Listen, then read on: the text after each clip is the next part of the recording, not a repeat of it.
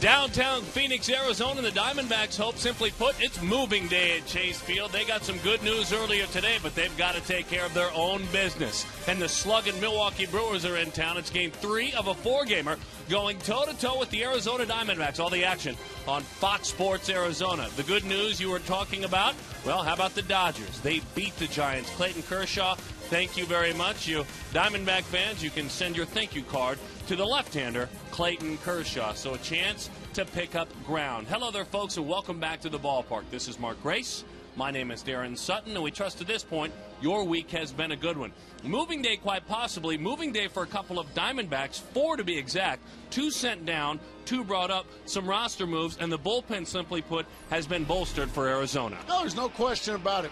Yancy Brazoban came in last night, walked a pair, hit another, and forced in 3 runs. That got him a ticket right back to Reno. Barry Enright, unfortunately, he just had a miserable evening, and it all started with a 5-run first inning. He is also back to Reno as well. I'm very excited to see Mr. Cook. He's up from Double-A. Now, we've seen Brian Shaw. He was up here earlier. He's got a very good cutter, and he was also saving ball games in Rio. But I know, and you're very excited to see Cook as well, aren't you? 94 to 97 on the fastball. Been talking with some scouts that have seen him pitch. We may see him tonight. Gibson said he will use him early. But enough about Gibson. Let's talk about Kevin Towers. Because Kevin Towers, with anticipation, the Diamondbacks are buyers, and they have been portrayed as such in a pennant race. This is just the history of Kevin Towers. These are teams that went to the postseason. Take of this what you will. I think what we can take away, though, he's not afraid to shop at a lesser store, but he's not afraid to shop. Exactly. That might not be Tiffany's, but he's not afraid to go to Walmart either. Now, what it shows me about Kevin Towers is when he is in the thick of things, he is not afraid to go out and make a move. And I think that excites Diamondback fans because let's not kid ourselves. These Diamondbacks, I think, to the surprise of a lot of people, are right in the thick of things. So in 1989, your team went to the postseason, and in yes. July and August, your Chicago Cubs made a few moves. Did it make a difference? Oh, without a doubt. What it is a shot in the arm, and it's also nice to know that the people upstairs, they're right there in the dugout with you. You know what? We appreciate what you guys have done for the first 4 months of this season. Now, we're going to give you a little boost, and we ended up getting a big boost. Paul Ossenmacher, to name one. Luis Salazar came in and played third base. That took us to an Eastern Division crown. Let's hope the Diamondbacks, well, if they do make a move, let's hope it gets to a Western Division crown. Now, when we come back, Gracie wants to question the distance of that home run by Brandon Allen yesterday. The computers say 455 feet. Way short. We're going to send Brad up there, try and get to the bottom of it. 500 What's been feet, the longest in this ballpark's history? 5 bills. We'll talk about it when we come back.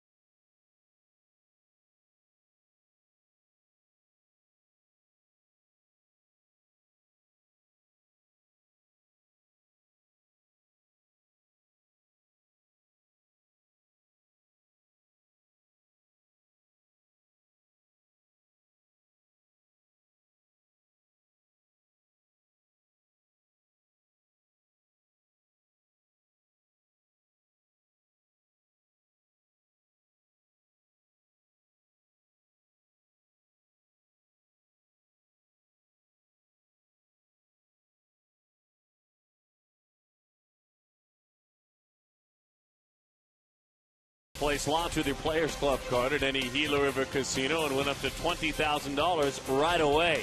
Right now, get to Jack in the Box for a limited time. Jack's Really Big Chicken Sandwich, it's back, and it's only $3.99 plus tax at participating restaurants. And by Southwest Airlines' new Rapid Rewards, unlimited reward seats with no blackout dates. And welcome back to Diamondbacks baseball here on Fox Sports Arizona. Tonight, Game 3 of this 4-game series against the Milwaukee Brewers. Brad Steinke with you in the upper concourse, where last night Brandon Allen absolutely annihilated a pitch. It landed just below us here, and a lot of people say it was the longest home run they had ever seen at Chase Field. So we want to hear from you. It's our text poll presented by your Valley Kia retailers. Now, by texting to vote, fans consent to receive messages from Kia Motors of North America. 36929 is the number. What was the most impressive D-backs home run ever at Chase Field? A, Richie Sexton's blast of 503 feet. That was pretty decent. B, how about the longest dinger in D-backs history? Adam Dunn's gargantuan shot of 504 feet. C, earlier this season, Jay Up getting his swing on. A rocket to Fatburger in deep left center field. That measured 478 feet. Or D, Allen's towering shot last night, high and deep and gone to right field. So again, text 36929. We'll have the results for you later in the broadcast. When we come back, the D-backs will turn to lefty Joe Saunders to get back on track. It's the D-backs and Brewers, and it's next right here on Fox Sports Arizona. Darren and Mark back with the call.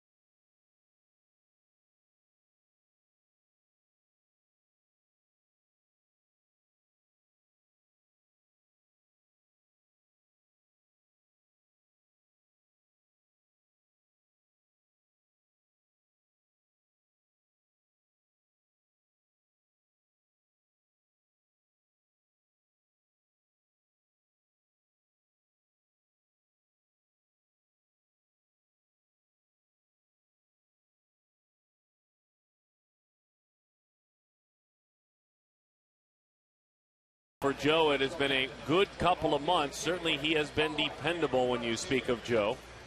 Ron Renicky, the Milwaukee Brewers manager, has been shuffling his lineup around over the last handful of games, trying to find the right mix. And the one thing that has stayed the same is that Corey Hart has flip-flopped with Ricky Weeks, 1 and then 5. Well, Hart homered, Weeks homered, so it worked out nicely last night. In the middle, of course, is Braun and Fielder. Betancourt, Lucroy, and Narveson rounded out at the bottom.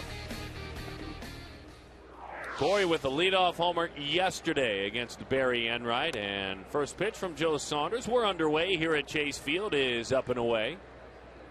The Kentucky-born young man with 13 home runs, 31 batted in. He has scored 36 times. And he gives that one a ride off the end of the bat. Couldn't square that one up, so Corey Hart is erased. And a very different start to the ball game tonight than that of last night. And the numbers for Joe Saunders, when you talk about what Joe has done last time out, he'll tell you I should have been a little bit better. Here's where you look at it. Since May 1st, a 3.2 AT ARI. That's exactly right. It was a rough go in April. He had a very rough March as well in spring training, but he's really pieced it together nicely. And what I've noticed since May, if you will, Darren, he's just throwing a little bit harder. 3 or 4 miles an hour extra on the fastball. That's making him doubly tough. Fastball is outside to Carlos Gomez. And cheating in at third is Ryan Roberts. We'll set the defense for you in a bit, but Gomez with good speed. So Roberts is on the cut of the grass. Over the top of a good-looking changeup. That's another thing. He has really believed in that and used it to much effect. I agree, and I still think it's because of the extra mile per hour on the fastball that makes that changeup even better. And the curveball as well. We haven't seen that yet. Into the dirt it goes. We saw a shot a moment ago of Charles Nagy. When Saunders was coming up through the ranks, Nagy was learning to be a brand new pitching coach in Salt Lake City. That's where Saunders was. He had him on a couple of occasions. I think that's the other part of it. As the 2-1 comes home and it's off the end of the bat, there's that fastball with sink at 90. Defensively, let's take a look at the Arizona Diamondbacks. Bloomquist, Young, Upton, outfield. Roberts, Drew, Johnson, Nady over at first, not Allen on the infield, and Henry Blanco. There's ex-Nady instead of Allen at first. But Charles Nagy, because of that history, was able to be real blunt with Joe Saunders. And I think that makes a difference. You want your coach to be honest with you. Well, when you're a rookie coach in the major leagues, maybe you can't say some things. He right away said exactly what he wanted to say after about 3 or 4 starts in April to Joe, and Joe received it well. I think also that's a lot to be said for Joe Saunders, too. A lot of veteran guys, well, they don't like bluntness a lot of times. They don't want to hear the truth sometimes. Well, good for Joe Saunders for being receptive. Sinking fastball to the dangerous Ryan Braun. That's down and away. Braun, for about the last couple of weeks, has been battling calf problems. He did not play in the entire Diamondbacks Brewers series in Milwaukee. Did not play in the first game here, and then played last night, homer. And he takes a sinker over the outside corner. Good looking pitch. Well, when you can throw a 2-0 pitch right there on a very dangerous hitter, you're way ahead of the game. Knee high outside corner. Now you put him in swing mode. Let's see if you can get him to chase. That one is a Equally low perfect. strike. Equally perfect, right at the bottom of the kneecaps. Funny thing about that one. So the pitch before, a little sink away. That one almost had visually a little bit of cut to it. It looked like it. You're right. It's pretty good, isn't he? Yeah. How's that Talk resume? about consistency. Oh, boy. Well, he did it again. That one wasn't as good a pitch. That one was belt high and down the middle. Joe Saunders tried to sneak a fastball right by Ryan Braun, and that's kind of what he did in the first inning last night. He slugged it about 10 rows deep into the left center seats. 1-0 Brewers. Oh, what a player he is, and what a difference he makes in their lineup. Tried to come inside, ended up going right down the middle, and Ryan Braun rarely misses a mistake. And well, this Brewer lineup just so much better with that guy in it. And now you have to face this man. Prince Fielder takes low. Joe has allowed now 18 home runs. That is the 4th highest total in the National League. Just to throw a few names out there, Bronson Arroyo's #1 at 26. Brett Myers #2 at 23. Lilly has allowed 21, and then Joe right behind. So the long ball has been a bugaboo of Joe's. 1-1 the count to Prince Fielder. 35-inch bat Ryan Braun uses. And he uses a heavy 35-inch bat. Too. Fielder takes low and inside. What will the power hitters tell you? You played with some big sluggers that probably used big bats. Why do they go so big and heavy with bats? No, because the heavier the bat, the denser the wood, which means that the ball's just going to travel further off a heavier bat as that one's chopped. Fielder is erased. But with that big heavy bat, well, that dense wood worked just fine. It goes really far.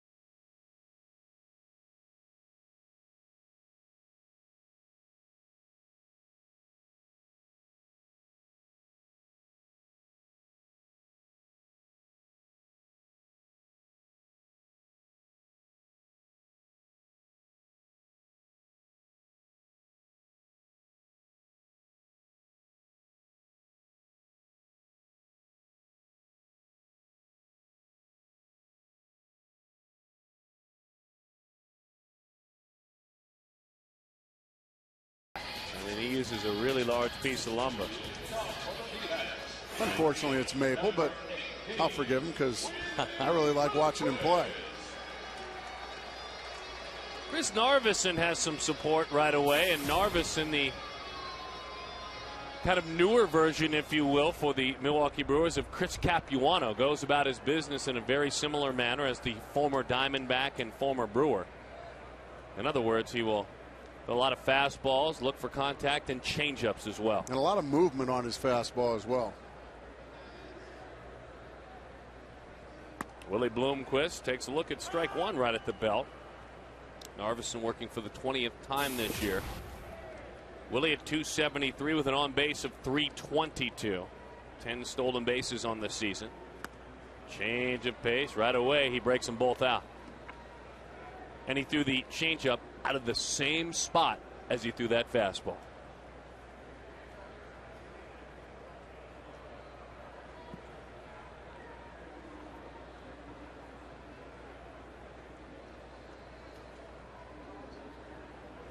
Into the dirt it goes, and he was ready for something off speed.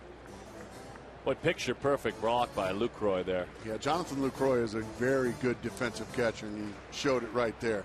Just snuffing that ball that bounced way out in front of him. Turned into a pretty good hitter as well, has Lucroy. Well, and that's what keeps you playing for the Brewers. Doggone right it does. Yeah, they've had a couple of different managers. You know, Ken Maka stopped by. Ned Yost was there. And you know, now it's Ron Renicky, who comes from the American League side. But one thing has remained the same. If you can hit, you're playing. He'll play for the Milwaukee Brewers, no question. I mean, that man in left field is the perfect example. Ricky Weeks has been tried in the outfield. I mean, it is not that man right there could not play third base to save his life. No. But he could hit. You know, they found a spot for him. He's a darn good left fielder. Good enough, anyway. I think he's turned into a pretty good left fielder. Well, he's an athlete. Better than he was. Exactly. He's a baseball athlete. You're right. But when you're one of the top offensive players in the game, you have to find a spot for him. In the National League, they don't have that dastardly DH. He's turned himself, and he's got some pride in his left field as well. He's got some pride, don't you think, as Bloomquist chases a changeup up. Kind of an ugly spot for it, but it worked out in the end. Let's take a look at the starting lineup brought to you by Southwest Airlines. It's Willie Bloomquist, Stephen Drew, Justin Upton. And it's Chris Young, Ryan Roberts, Kelly Johnson with Nady, Blanco, and Saunders 1 through 9 for the Arizona Diamondbacks. Penciled in by skipper Kirk Gibson. And Gibson realizes as Drew takes a pitch that is low that it is his pitching that is more likely to be improved over the next days and weeks than his offense. Drew would love to do some improving on his own. I mean, on his own game, he'd love to see some improvements. He's just too talented of a hitter to be sitting around 251 with 5 home runs. Bottom line, the 45 RBIs, pretty doggone respectable. Out front of an off-speed pitch, and Drew hits that one out to Ricky Weeks, where he is erased. Let's take a look at the Milwaukee Brewers defensively, shall we? You see Braun and Gomez and Hart in the outfield. David Robleski and his associates brings it to you. Casey McGee, Unieski, Betancourt, Weeks, and Fielder on the infield. Lucroy is behind the plate, and Betancourt made a couple of nice plays and is hitting a little bit in this series. I think somebody put a Bunsen burner under his seat at his locker and woke him up. When you start seeing that the team that writes your checks is shopping for a shortstop, boy, what a pretty piece of hitting for Justin Upton. Upton took a fastball down and away, didn't wait around, knew that soft stuff would follow, so he cashed in right then and there. That was nice. First pitch down and away, and he just slashed it over there to the right side. He let it travel. He just rifles it over to the right side.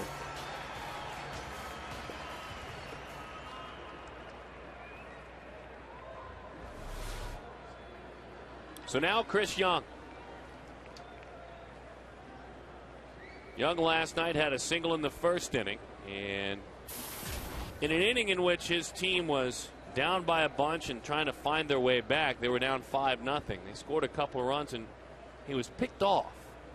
And you at the time noted that it might have kind of slowed down the momentum. Well, his manager said the same thing today about it.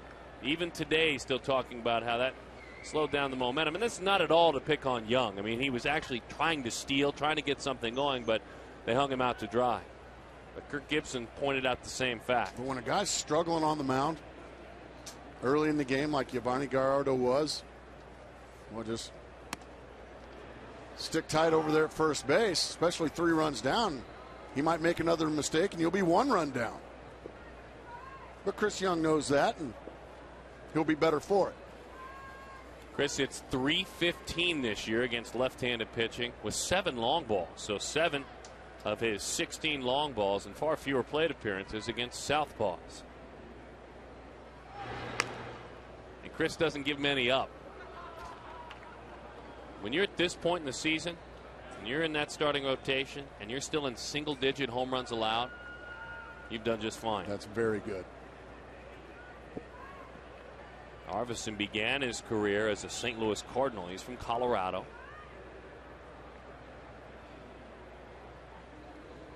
Into the dirt it goes. I guess you just sign up for defensive drills when you catch an Arvidsson.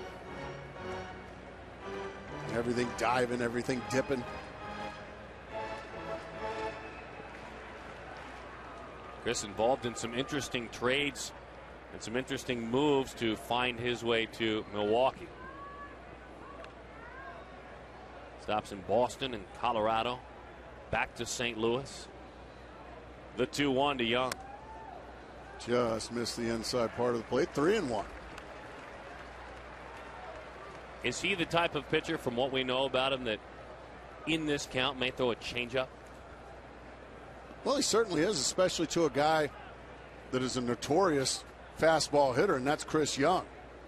Doesn't mean he's going to throw one here, but he certainly has the ability to get a swing at a changeup in this situation. Rocketed down the line it goes. And it was a changeup. Now, for you casual baseball fans at home, you see that. It rattles the seats, and you can hear that sound. Major league pitchers are unfazed by that. They're just fine with loud strikes. Oh, yeah. Especially because Narveson knew he couldn't keep it fair. Well, by throwing that changeup, that's exactly what Narveson wanted. He wanted him to be out in front of it and pull it foul. And the goal isn't always swing and miss. Oh, boy. Upton picked off. Narveson held that leg out, and he cleaned things up on the base pads. Upton Such a bad mistake. Such a bad mistake. 2 straight nights, the first inning ends with a pickoff.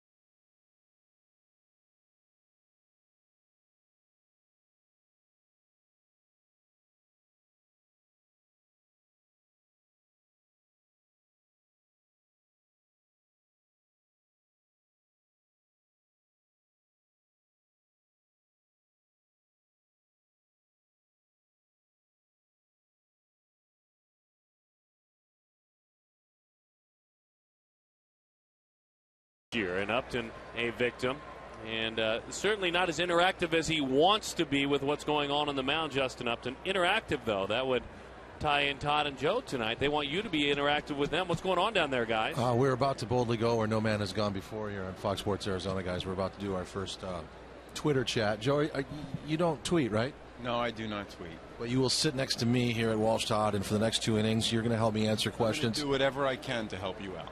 That's a good partner, right? Yeah, that's the kind of teammate. I am. Yeah, exactly. All right, from innings 2 to 4, guys, that's what we're going to do. And if you saw the pregame show, we have some concert tickets that we'll be giving away: Journey, Foreigner, and Night Ranger. Oh, Night Ranger. That's right. That's Motor right. On Sunday night. That's right. Plus Hippie Fest and Roger Klein rolling into town. Don't know how we're going to disseminate that. Some rock trivia, perhaps, maybe Joe Borowski trivia. You ready to go? You are ready. I'm ready. All right, here we go. The first tweet is out. I'm a social leper, as you guys well know. So I really don't know how to do a Twitter chat, but I'm going to start right now, okay? Good luck, you guys. Good luck. Thanks, guys. Visually, we can see Joe. I mean, he looks really excited. He is fired up. I'm intense. I am ready to help Todd. It's the body language that you can see how well we get along, right? I need to stand taller. I need positive body language. You know, that's what Joe Saunders battled earlier this year. Stand tall over there, Joe. Don't listen to a word they say. Follow me, son. 2-1 the count. Making me a bit uncomfortable. That one is outside. 3-1 the count. So interact with them. Questions, thoughts, comments on the Arizona Diamondbacks. You're interacting with a man who covers the team and a man who played the game. That ought to be fun. So good luck with that. The 3-1 is low, and a leadoff walk to Ricky Weeks. Kind of a momentum slumper. The pickoff and then the walk to start things off. And the reason it was such a mistake by Justin Upton is you're not trying to steal the base there on a 3-2 pitch. You're just going on the pitch.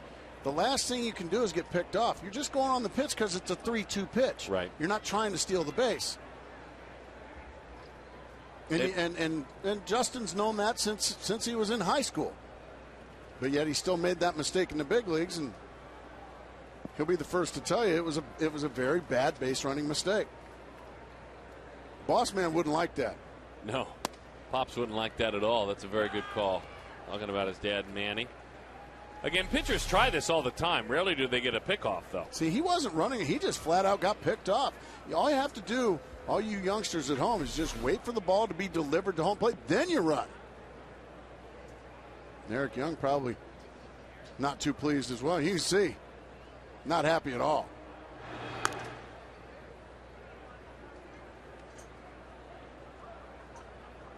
Oh, and on the count, Casey McGee loves the Diamondbacks. Not that he'd love to jump in a trade or as a free agent. He has just enjoyed hitting against them in his career. In 16 games, he's got 27 hits, 6 of them homers. That's a .482 clip. Runner on the move, and he stole that one on Joe. No chance for one of the better throwing catchers in baseball to throw it in Henry Blanco. I think he stole it on the middle infielders, too, because nobody was covering. Nobody. What's the middle infielders? Nobody. You can't throw it to anybody. What's going on? Boys are napping early today. Where could Henry throw that ball? That's a great point. So he didn't, and that one goes up over the dugout. So he didn't have help from his pitcher in that case, and certainly his middle infielders. And there aren't many, even though he's in his 40s now, there aren't many better throwers still than Henry Blanco. That's a shame.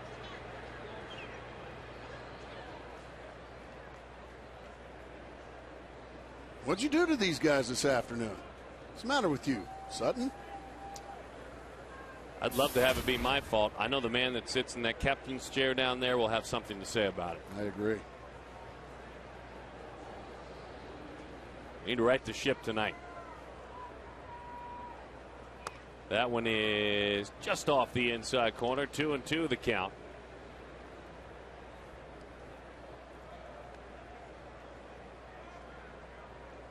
McGee excited to come to this ballpark, not only because of what we talked about with the success against Arizona, but he loves hitting here, loves the lights, loves the hitter's background, and he's needed it. It's been a real down year.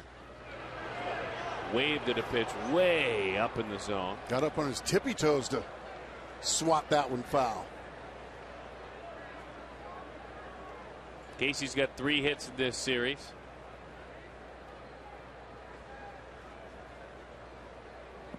And you can see he's making a concerted effort. Get up on your tippy toes and hit that ball, Casey. And he's trying to go to right field, try to give himself up to get Weeks to third base with less than 2 outs. Ground ball. Weeks is going to run. He's picking up his coach. There's nothing his coach can do. Weeks is taken back to that bag. He can fly, but he was caught there by Roberts. Not quite sure what Ricky Weeks was thinking. It was right there in front of him. It's a break for the Diamondbacks. I'll tell you what, there has been some really poor base running in this ball game today. Ball right in front of him. He decides to go. Stephen Drew gets it over to Ryan Roberts, who finally runs him down. And Ricky Weeks' turn to make a base running blunder.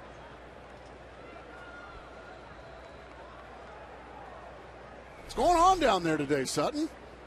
Kind of All-stars. Justin Upton, Ricky Weeks. Their heads in the clouds. Ags not being covered with stolen base attempts. Pitches into the dirt. Henry blocks that one up. 1-0 the count to Unieski Betancourt. Betancourt on the series has really enjoyed things. As we mentioned, that Bunsen burner underneath his chair. When you read and you get asked questions from the local reporters that cover the Milwaukee Brewers about, well, what do you think about the fact that the team that employs you is shopping for a shortstop? Wait a minute, that's what I play. He's 4 of 8 with 2 homers in this series, and he played a good shortstop. And even though he's of Cuban descent, I'm sure somebody translated the English newspaper that says the Milwaukee Brewers are shopping for a shortstop. Oh, really? See.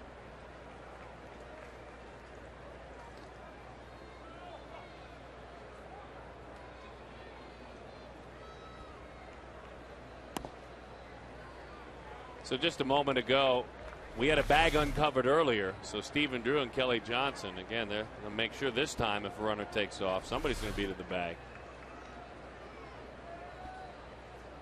And also, they will communicate one other thing they will do in that situation is if there's a comebacker to Joe, who will get to the bag and start the first out of the double play. 3-1. 3-0 green light to a young man hitting .245. That's where the game's changed. Yeah, he had his first multi-home run game of his career last night. But boy, of all the guys, it's interesting tonight.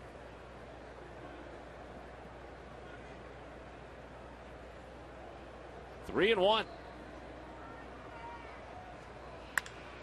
That's on the line. Play is made, thrown away, and moving up as a runner, and an error by the Diamondbacks. What's going on out there, Sutton? I wish I knew. I have 0 days in the big leagues. I don't know how to analyze. Through an inning and 2/3, this is as sloppy of a Major League Baseball game I think I've seen in a long time. Line drive, nice play, and then there's nothing there. You don't need to throw the ball. There's just nothing there. Go ahead and stick it in your pocket. Now you give up a free 90 feet. And I would imagine now you're going to pitch to LaCroix, who's hitting .282, so you better be careful here.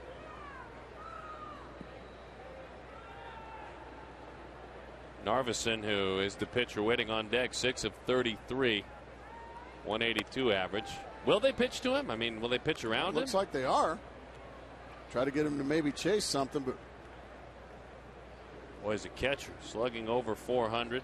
Yeah, this guy's not a bad hitter at all. 7 home runs, 36 RBIs. Base open now.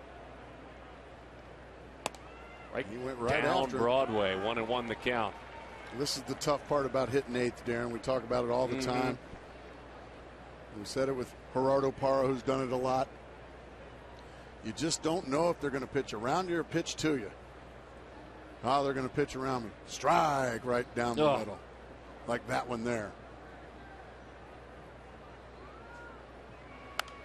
Went right after again. That time he was trying to come inside there and left it right in the middle of the plate again. And the reason he might be thinking they pitch around him is because, well, the pitcher's on deck, obviously. And if you do happen to retire LaCroix here, now the next inning, Narveson, the pitcher, leads off instead of their leadoff batter, Corey Hart. 1-2 the count. Good looking breaking ball. One of the better curveballs he's thrown out of the gates in this ball game. Lucroy, in this situation, not only you saw the numbers, he's delivered. He's got 20 hits and 60 at bats. He's hitting .333 with runners in scoring position. I think Gerardo Parra has, and he's not in there tonight, he's done a pretty admirable job in that 8 slot. I would hate to hit in that 8 slot if I were a big league hitter. I'd be excited to be in the big leagues. Oh boy, right there. He went right, challenged him down the middle again. Trying to get that ball to the inside corner, but he's not quite getting it where he wants to. That one got back a little bit more plate than Joe Saunders wanted to, but he got away with it. Both of these teams have 52 victories on the season. Philly with the most victories at 60, Atlanta with 57. Milwaukee and Arizona each with 52 victories in the 4th spot, trailing San Francisco, who's won 57 games this year. 1-2 the count. San Francisco has, before today's ball game, gone on quite a roll. Clayton Kershaw, the winner. Fabulous. He struck out 12. And that's why when you see a box score like that, not a box score, but a line score like that, you hear Kevin Towers say, we need pitching. Pop that one up. Well, good for Joe Saunders. He won that battle. He will face the pitcher to lead off the next inning. All right. Let's see if we can kind of hit the reset button for both clubs. Kind of, shake yourself. Get things back together.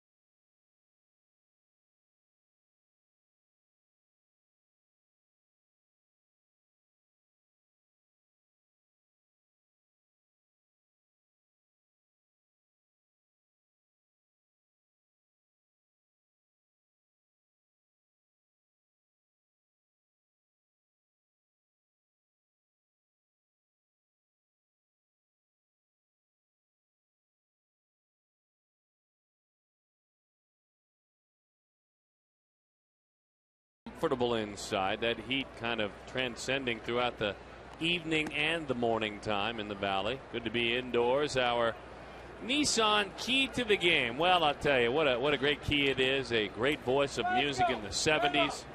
Carly Simon, that's our key to the game. And I think I know why that one is. I'm going to help you out a little bit, Gracie. Okay, let's see what you got. Well, you Mark Grace, you're so vain. Well, I've been told that a lot, Darren. Thank you very much. But that's not the key to the game. Oh, that's not it? Carly Simon, a wonderful, beautiful singer back in the 70s, still doing it. But it's not that song we're talking about, Mark Grace and me being so vain.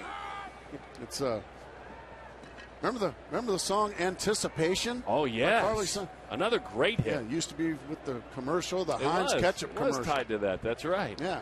Well, that song, Anticipation, because of the trading deadline coming up, and there's been some roster moves here the last couple of days. I think the folks in Arizona, the fans of the Arizona Diamondbacks, I think they might be experiencing a little bit of anticipation. I got you. Don't you think? That's a very good key to the game then that you came up with. Well, I like did. it. Thanks. I like it. I don't really appreciate that vain remark. 1-2. A late break there by the shortstop. Off-balance throw. You know, he bailed himself out athletically, simply put. Betancourt had a hard time picking it up initially, but then knew he had to hurry and ended up making a nice play at short.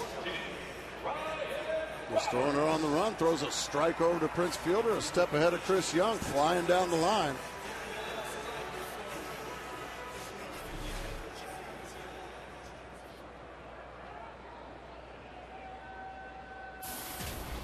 So that's more key to the season, though, right? I mean, that's more key to the. I mean, we can't get a new player in here in the third inning, can we? Well, maybe. No, we can't. I mean, you can maybe replace somebody and put somebody in the ball game. That's true. So it is a good key because we could see the brand new member of the bullpen, Ryan Cook. We could see him at some point. At some point, you don't want to see him now. You'd like to see Joe Saunders go much deeper in the ball game. Harley Simon. 1-1 the count. And it's not, as most of you thought, that Gracie's vain. I mean, that's. Well, here are the numbers on Ryan Cook in Mobile. The word I am getting from several scouts I spoke with today: 94 to 97 consistently with the fastball. Take that, wouldn't you? He's hit triple digits this year. Out front of a curveball. That's a distant third secondary pitch. Looked just fine, though. Had Roberts fooled. The changeup, the number 2 off-speed pitch. But Roberts flies out to left field. I want to remind everyone that anytime the Diamondbacks score 6 runs or more, Taco Bell gives away 3 free tacos with a large drink purchase from 4 to 6 the following day. And that's a good thing. Here's Kelly Johnson. Kelly at 215. Oh, my goodness. It was a changeup. 81 miles an hour, nearly took his helmet off. Right at his noggin. Somehow, some way, it missed him. Now, this ball is all over Kelly Johnson's head. Look out.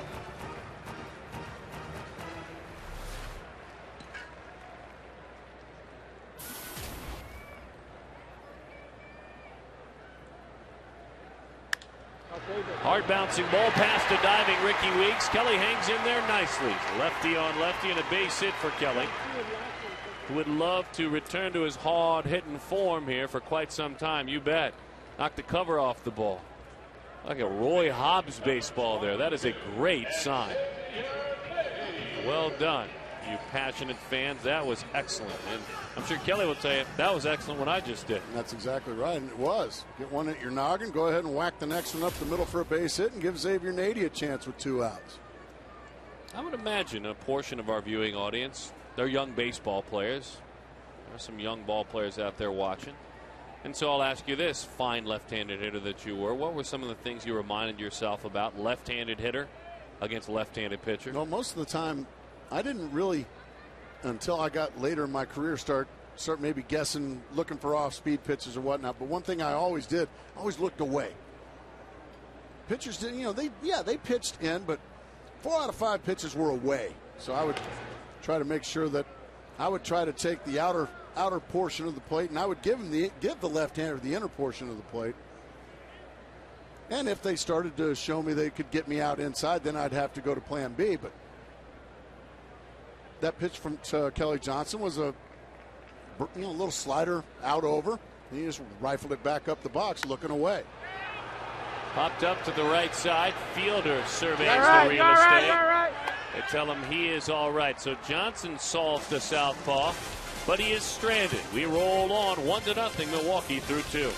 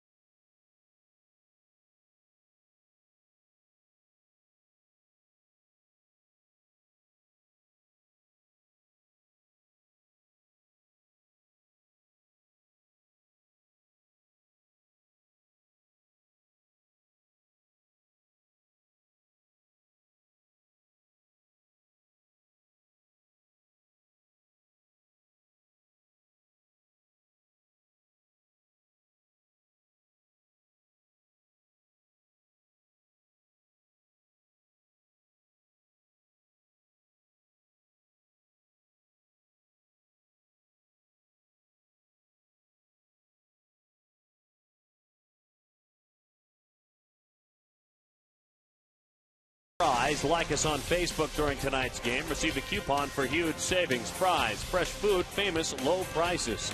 Kia Motors. To learn more, visit phxkia.com.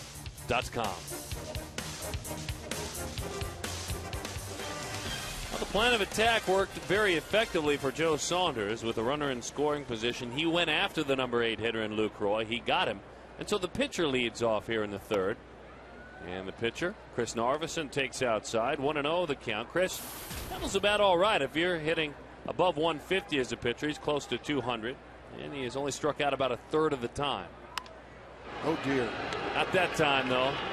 That's called getting eaten up right there by a fastball in.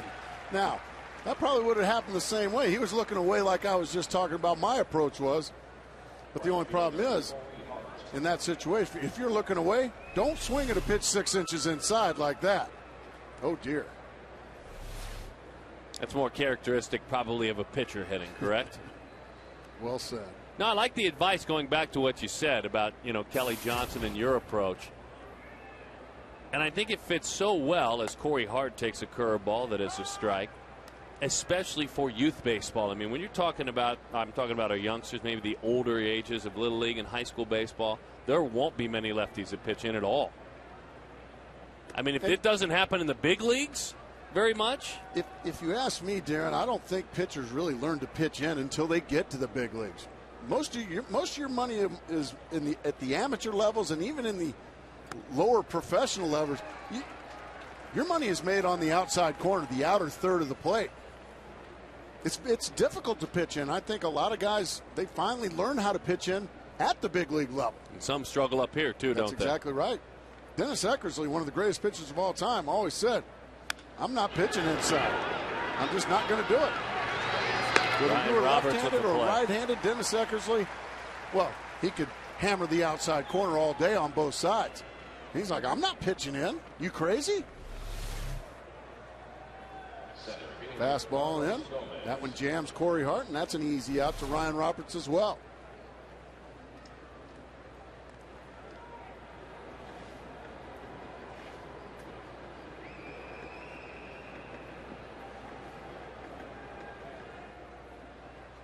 Here's Carlos Gomez. Boy, what a good-looking curveball that is. Couldn't throw one better. It started out right about at his belt buckle and disappeared. Doesn't always throw a swing and miss curveball. Bunted it foul. He's done him a favor. 0-2 now. You know how you know that was a really good curveball, Darren, the first pitch? Because Carlos Gomez tried to bunt the next. He's like, "I don't know if I can hit this guy, so I better bunt."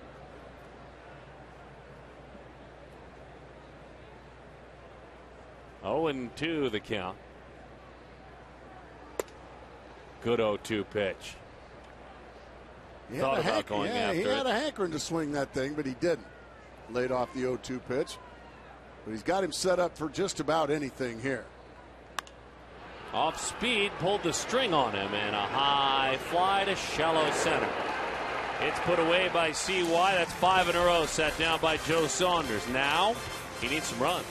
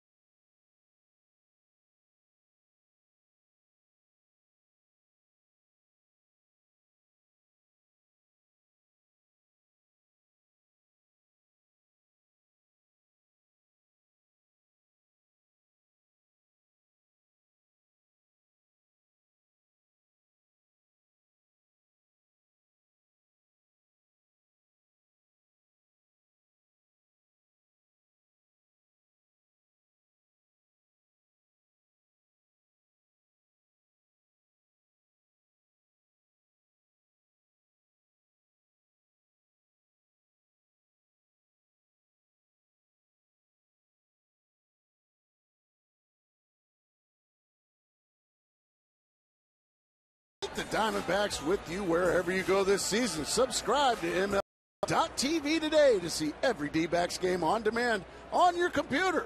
Visit dbacks.com for details. MLB.tv, baseball everywhere. Solid read, right back to work. Narveson. Well, it felt good. When you know it, we were talking about swing and miss breaking balls for first pitches. Saunders did it to Gomez. Well, it just happened to Henry Blanco. A swing and miss changeup out of the gates. Fastball, fly ball. And that 89 looked like 99 to him as he lifts that one into right field.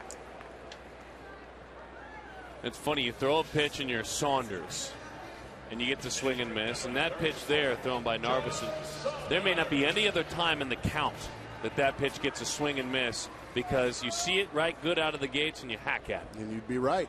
Very first one. No, Henry Blanco's a notorious first ball hitter. Is he? Oh, yeah. It doesn't matter if it's a fastball, changeup, he's swinging. So there was a method to the madness there. Absolutely. So, and Narveson knows that, so he threw him a big old change up and had Henry out in front. And that set up that next fastball, and he beat him with it. Joe looks at a couple of strikes. 0-2 the count. Joe 5 of 29, as you saw, handles the bat all right. He's got to. He's got some mates that certainly do, like Daniel Hudson. Into the dirt it goes. LaCroix's putting on a clinic tonight. Ian pretty good.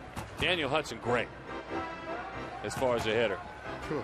Ian pretty good. There's nobody better this year. No, he's the best hitter in the National League. Pitcher. 12 RBIs? Oh, dear.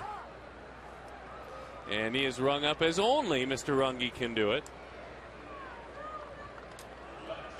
It's time now for tonight's APS Energy Assist. Don't forget, you can schedule an in-home Energy Star checkup for just $99. Find the best ways to save energy in your home. They'll change out those light bulbs for you. It's a good idea. You should give it a go. I did it. You and I have both done it, and we have seen the benefits. Who doesn't like lower bills? 0-1 the count to Willie Bloomquist. Willie struck out swinging in the first inning. And meanwhile, Chris Narveson out there looking like Warren Spahn.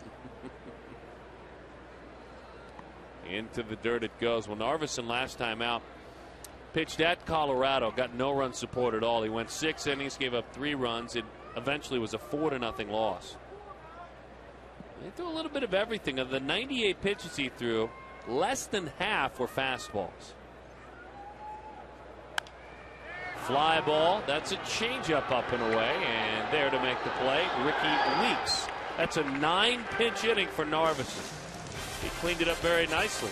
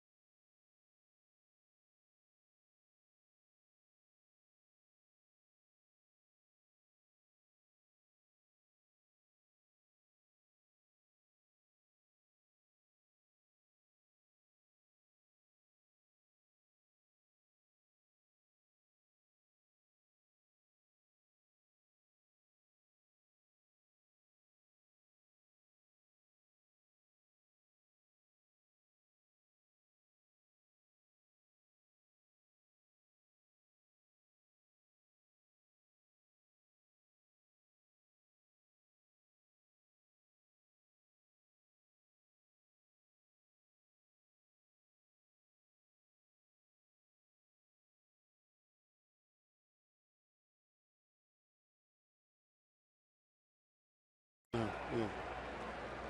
Oh, look at that young Brewers fan. Now, wait a minute. He is. Did he get? No.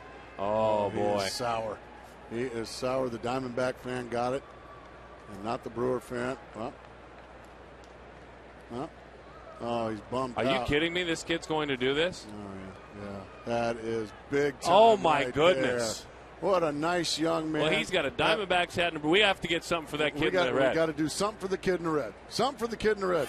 That's the opposite of that lady in Houston. I can't believe I just witnessed that. That is just awesome. Young man, are a young star. Men are awesome. All right. That was cool. Yeah, we got to get something for him. I mean, he gets a contract, right? Something. And we got to get him a baseball. I mean, everything. A signed bat by somebody. Yes, you, young man. We know you. We know where you're sitting, and we will find you, and you will be the recipient of some good stuff. Now, contract, if we give him a contract, usually you have to make a great play as a fan to get a contract. It's a Sutton Gracie contract. You get 4 free tickets, which is a good start. And I will throw that young man a booth visit. You get it. He gets to come up here as well? I think he needs to come up here, and he's being told right now that he's being praised on TV. Yeah, he's big league. He is officially big league. He's got good home training. That's a very well-bred young man. Last name's probably Grace. No, I got that. 3-1 the count to Ryan Braun. How about that changeup on 3-1? The last place you want to be is 3-1 on Ryan Braun. And he just made a whale of a pitch with that changeup. And then he made an athletic play on the high hopper over his head. AT&T trivia question. Name the 4 father-son pairs to start an all-star game. Fathers and sons started an all-star game. Well, they just won't let it go with Prince, will they? That's all right. High fly ball down the left field line, and it's a foul ball. So you're 3-1 against Ryan Braun, and you're like, I don't know if I want to be there. How about this? And you use his aggressiveness against him. You just turn over a changeup. Then he makes a nice play right there, where it may have been an infield base hit. But Ryan Braun provided the only run of the game with a solo homer in the first. And some revenge right there, and a nice pitch there to Prince Fielder. So he gets Braun and Fielder back to back. Easily on little easy ground balls. So Joe Saunders going through Murderer's Row. Ooh. Well, like a knife through butter.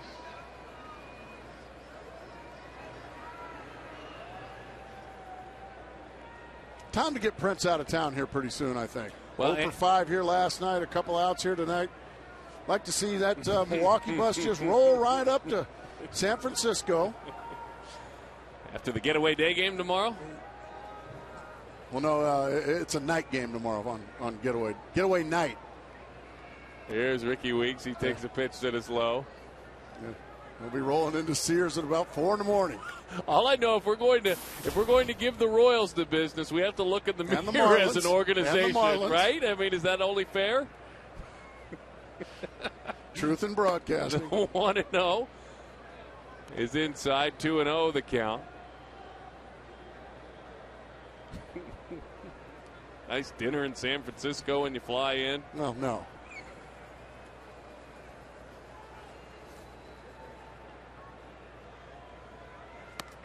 About all they're going to see is the folks leaving after last call. 2-1 the count. Hey, look, it's the Brewers.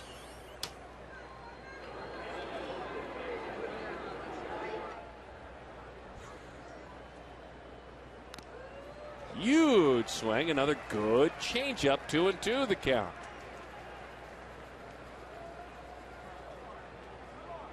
Thank you for putting up with us, folks, as we take Ryan off the highway for just a moment. We'll get him home a little bit after 3 a.m. for you. 2-2 the count. Oh, good pitch. Didn't quite get it. A little too far inside, but a quality pitch in that situation from Joe Saunders. One bad pitch is all it's been tonight. That's the only hit the Brewers have gotten was Ryan Braun's solo homer in the first inning. Since then, he's just been dominant. Oh, man, a changeup had it way out front. Couldn't get it out of his glove. Don't know if he would have got him. It was a slow roller, but he couldn't get it out of his glove. That's a base hit. If we were playing basketball, they would call traveling on Stephen Drew. He gets it with a bit of a snow cone. You watch the snow cone, and then, well, that's traveling. And that's just enough for Ricky Weeks, who can fly, to get down the line and beat it.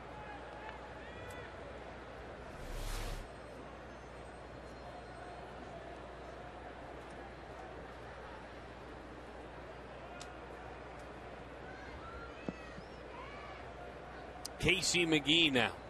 And Joe, much like Narveson, does a good job keeping runners close. A home run cut, fouls it off. 0-1 the count.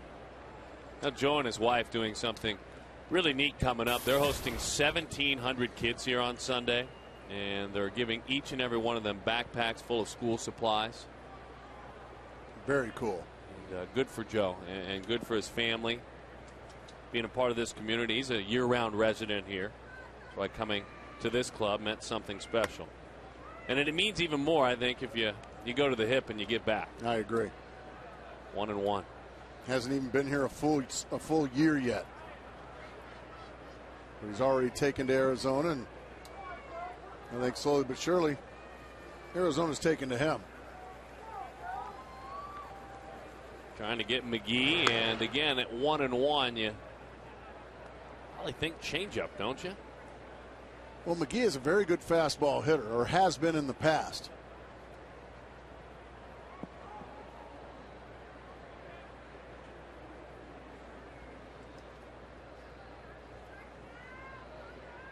Let's watch.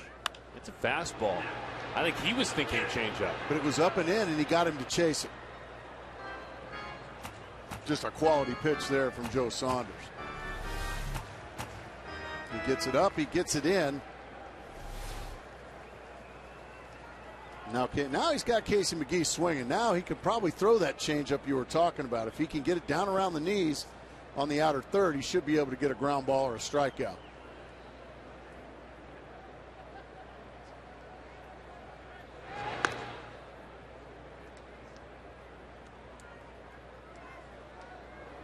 Oh, look at that. What a cutie that is. I love this shot when he's reaching at the camera. We've got some good kids in the ballpark tonight. I can't get enough of that one kid that went and gave the ball to the boy that was so upset. Just the right thing to do, young man. We're going to get down there. You're going to hear his story. We're going to give him things. He's going to get a contract as if he made the best play of the night. That's just the beginning, I think. Oh, we're gonna shower him with praise and gifts.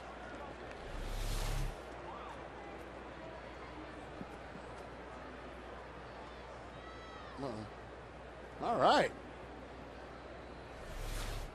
Give it to Pops. That one is up and away.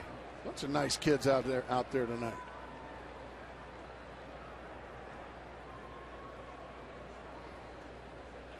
And we hope we see some clips and some highlights of that young man on a lot of the shows. Because we saw the Gallon Houston boy. Oh. The 2-2. There it is. Oh, there's the changeup. Most valuable pitch, certainly, there in the inning. Most valuable young man, right there. And we still hate the lady in Houston. Oh, man.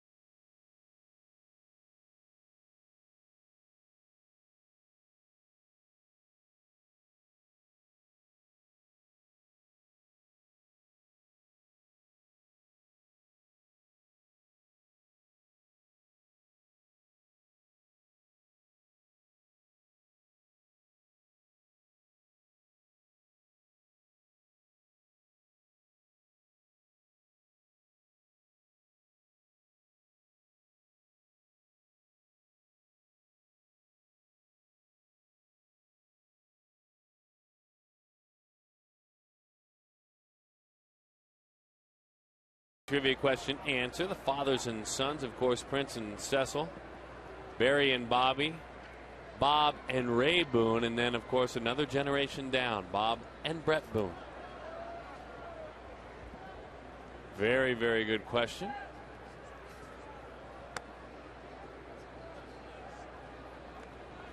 Stephen Drew to lead it off.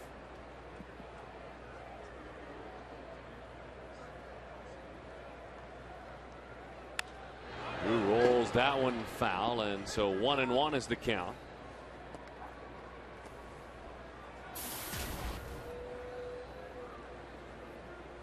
Hoping to get Stephen on the right path. 0 for 1. He was 0 for 4 last night. He is 7 for 46 here in the month of July. Yikes.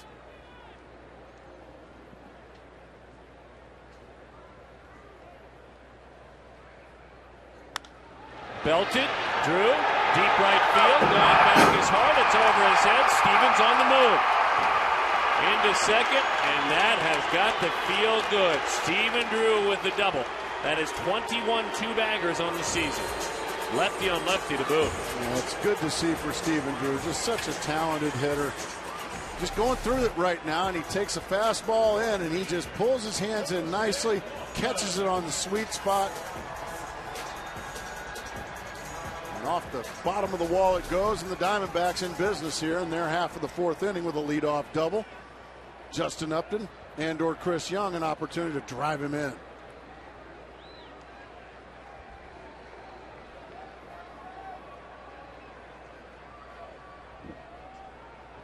So Upton tired of waiting. He steps out. Now to rewind back to Justin's at bat. He didn't wait around to get to that changeup. The first fastball he saw, first pitch, he hit to right field. It was a pretty approach.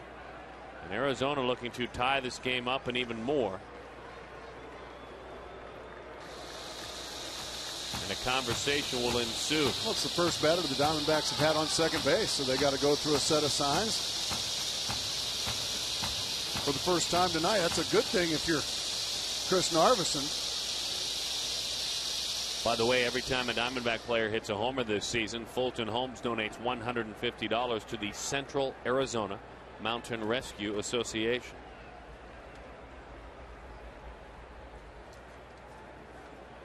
Curveball into the dirt. 1-0 the count. Justin Upton. Well, Jonathan Lucroy behind the plate, just been a wall back there, hadn't he? It's almost as if he was ready from moment one. Changeups and curveballs all into the dirt. Upton now 3 of 8 career against Narveson. That pitch is low. 2-0 the count. Well, he stayed off that changeup like he knew it was coming, Darren.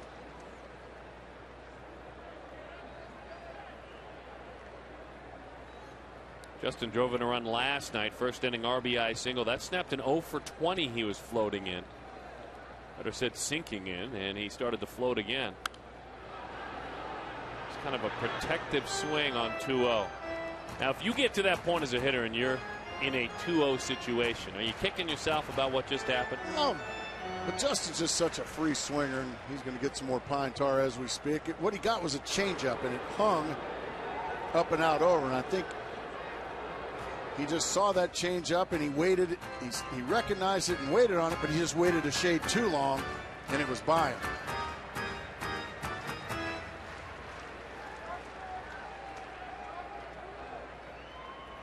Two balls and 1 strike the count on Upton. They really play him to pull in the infield. Outfield straight up. That is a trademark of Ron Renicki's, and he has been open and saying, I have athletes. I don't have great defenders on the infield. I've got to move them around a bit.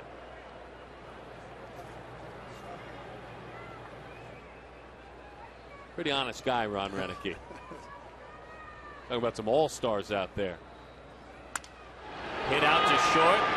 Betancourt a couple of steps to his left, and so Upton has his bat broken. So went from 2-0 and ends up grounding out. An unproductive out as well. And able to move the runner up. Now let's see what Chris Young has in store for him as they gather on the mound again. Weeks comes in now because, and I thought it was interesting before, with a runner in scoring position, Lucroy went out, they set the signs. Weeks didn't come in. So Weeks didn't know what was coming that entire at bat to Justin Upton. It's important for the middle infielder to know what pitch is coming. He went back in that time to let me know what sign it is, basically.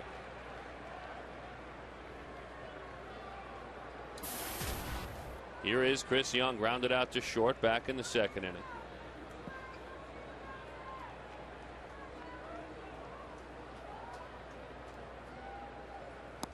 Good breaking ball to start him for strike one.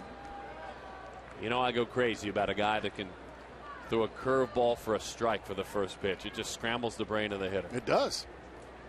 Now, as a hitter, you have no idea what's coming. And you've also shown me you can throw it for a strike. Goes down, sinking fastball, 1-1 the count. Narveson has pitched 5 times, including tonight against Arizona. He's 1-0 with a 4.32 ERA.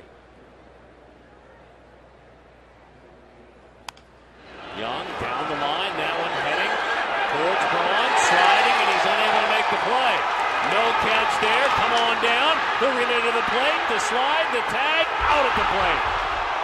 And boy, uncomfortable at the plate. Stephen Drew is hurt. He's reaching down for the ankle, and he is in serious pain.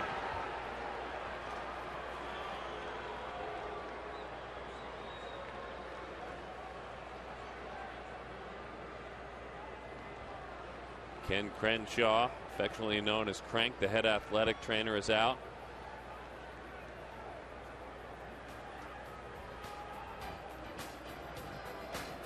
Oh, what a disaster this would be.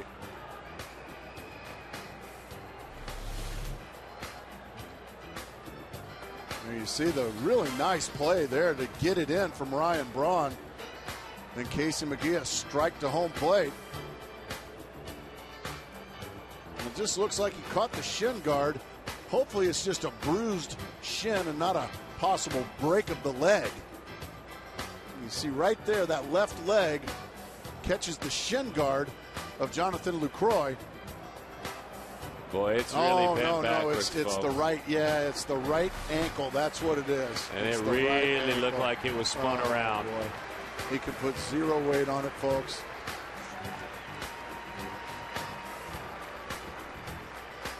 Yeah, if you watch that right shoe and you watch, and if you're uncomfortable watching it, don't watch. But you could see the way it was actually almost facing the other way. I hate to say it, but this may be the last you see of Stephen Drew this year, folks. Oh, yeah. Golly. Oh, gosh. Oh, my gosh. That's just awful. Back where I belong. Yeah, I never felt so strong. This is where baseball just doesn't matter anymore, folks. All thoughts with Stephen Drew. That one is fouled off. 0-1 the count. Ryan Roberts.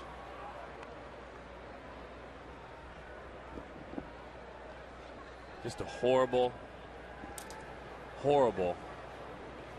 bad luck slide in the sense of how it caught, how his body met with the dirt.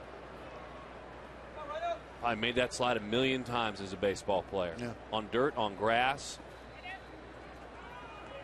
on AstroTurf, has made it 1,000,000 places.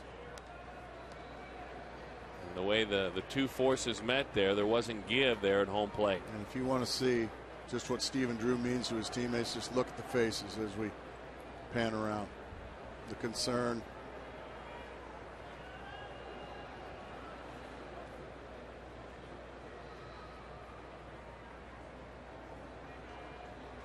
One and one the count.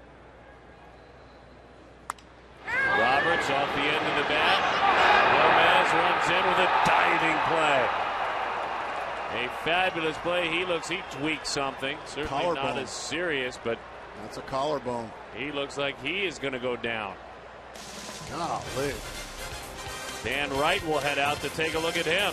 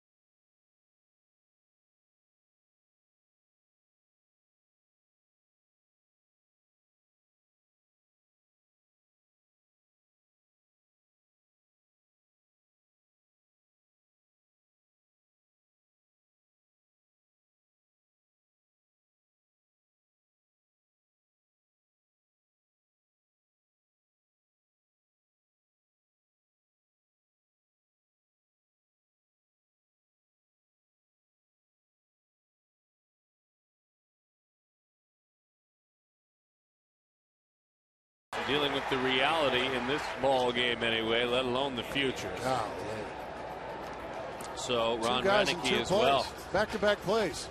Gomez had to be helped off the field. He could not move his arm. Two guys probably out for the season. Back-to-back plays. He makes a fabulous catch.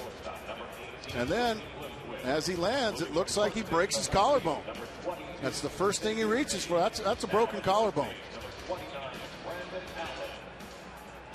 Great catch. And that's not a jump for joy. That's a jump from agony. And he could hardly walk off the field. He was in so much pain. You see in the background Nigel Morgan changing his shoes. He will go into the game. Meantime, the Diamondbacks have had to make all kinds of changes and will make more. And now suddenly, with some information now from the training staff on Stephen Drew. And as soon as we know anything, we'll let you know. Visually, it looked tragic. It looked awful. Right now, just Stephen Drew's health is just paramount on my mind. Honestly, this baseball game for me doesn't matter. Base hit left field. The new left fielder already was in the game. Xavier Nady moves to left field at shortstop, and he now, I would imagine, will be playing quite a bit. As Brandon Allen is at first. He's not at short. He's over at first base. And then Willie Bloomquist is at short. And Willie's about to get tested. And I would imagine when this ball game is over, let alone Kevin Towers is working with other organizations right now trying to make big trades for pitchers, starting and relieving.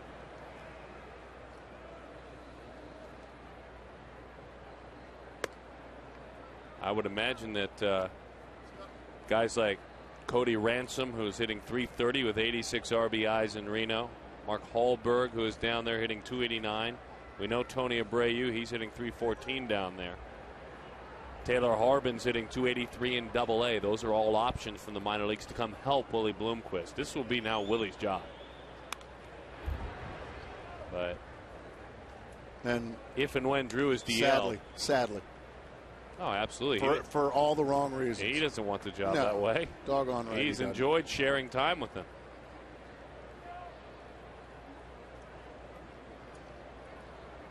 And Jeff Blum just got healthy, has and can play some short. And one thing we know about Stephen Drew is he's tough. He's a guy that will play hurt. But I don't know if he can play that hurt. I don't know if anybody can. Well, what we saw visually, unless there is some sort of a miraculous situation when they take a look at it, what we have seen, our visual evidence, is very serious. He could put no weight on the ankle as he was being helped off.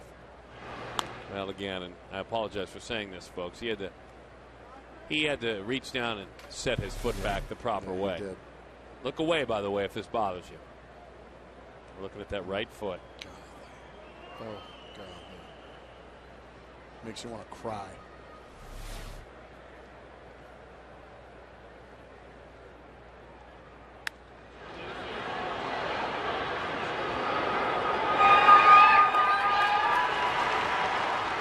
Meantime, now, we certainly are sad about it, and deservedly so, and Diamondback fans are concerned about Stephen Drew. Those guys in red, especially at the far end of the bench, the captain and his crew, cannot be concerned about it because they're in a 1-0 ball game. Wins are paramount at this point, at any point. That's exactly right. And he's tough. I mean, his heart will break when it's time for his heart to break. Right now, there's probably a lot of guys that are not in the game right now that are back in the trainer's room around Stephen Drew, probably trying to comfort him, asking him how things are going. I guarantee you, Stephen Drew, I'll be just fine. You guys just go out and win this thing. Here's some evidence of what you're talking about. The whole bench is empty outside of the coaches. They're all in there looking after their fallen teammate. A very popular guy on this team, Stephen Drew. Drops down a bunt, Joe. Smart play, take your out. Took the second out of the inning, and the runner moves up.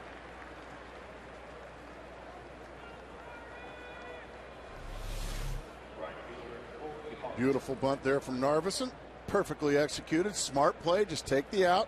Still takes a base hit to score this run.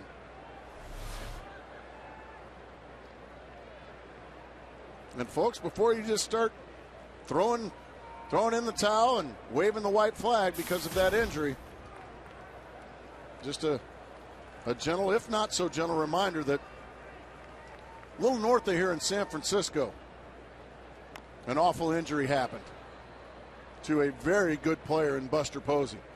San Francisco Giants seem to be doing okay. That's exactly right. Do they miss Buster Posey? You bet your tomatoes they miss Buster Posey. But they're playing awfully good baseball. Maybe it's a motivating factor. Who knows? We don't know. But it's time to step up if you're the rest of the Arizona Diamondbacks. Runner on his way to third. Covering the bag. He is out. Henry Blanco. What in the world's going on? We're seeing some of the worst base running I've ever seen in my life. Is this like Chandler Little League? They're better than that. Don't insult them. Good point.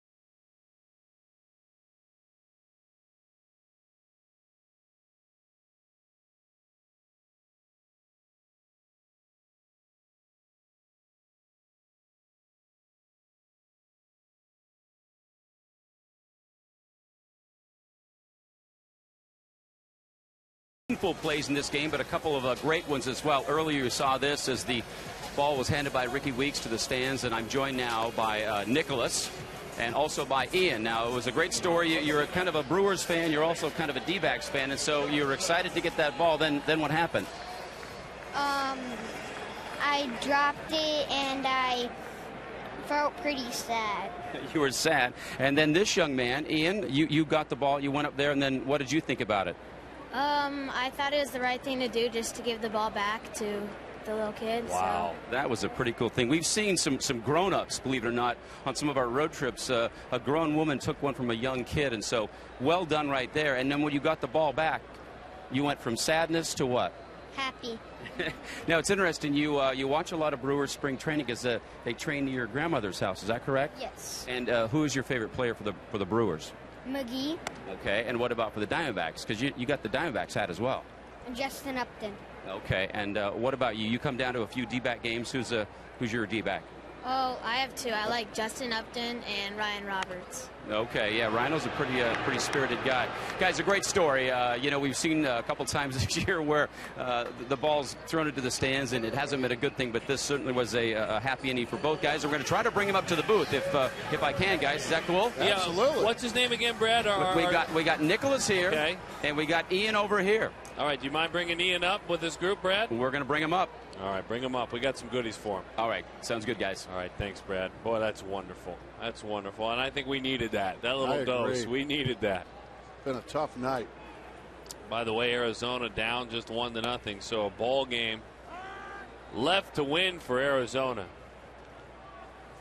Gracie, I have a question for you because it came in, and I think it's just more than appropriate. Don't usually go this route very often, but it came in on D-Bac's booth on Twitter, and I think it just is appropriate.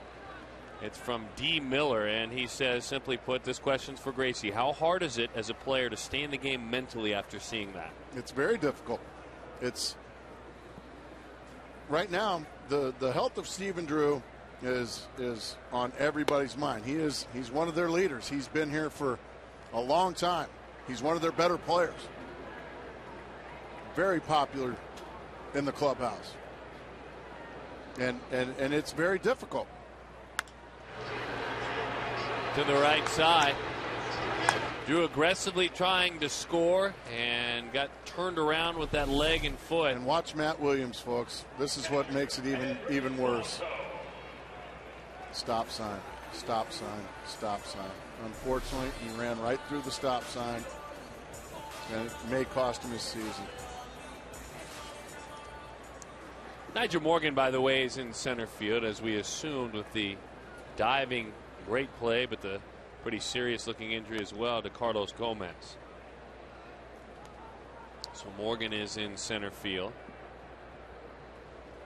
And I wanted to point that out because so many times the casual fan, is that one Sky just saying, as this one comes down, the casual fan, anytime a runner gets hurt at home plate, the first person they blame is the third base coach. The third base coach has nothing. There's no one to blame for that, folks. It's just an awful accident. 1-0 Brewers.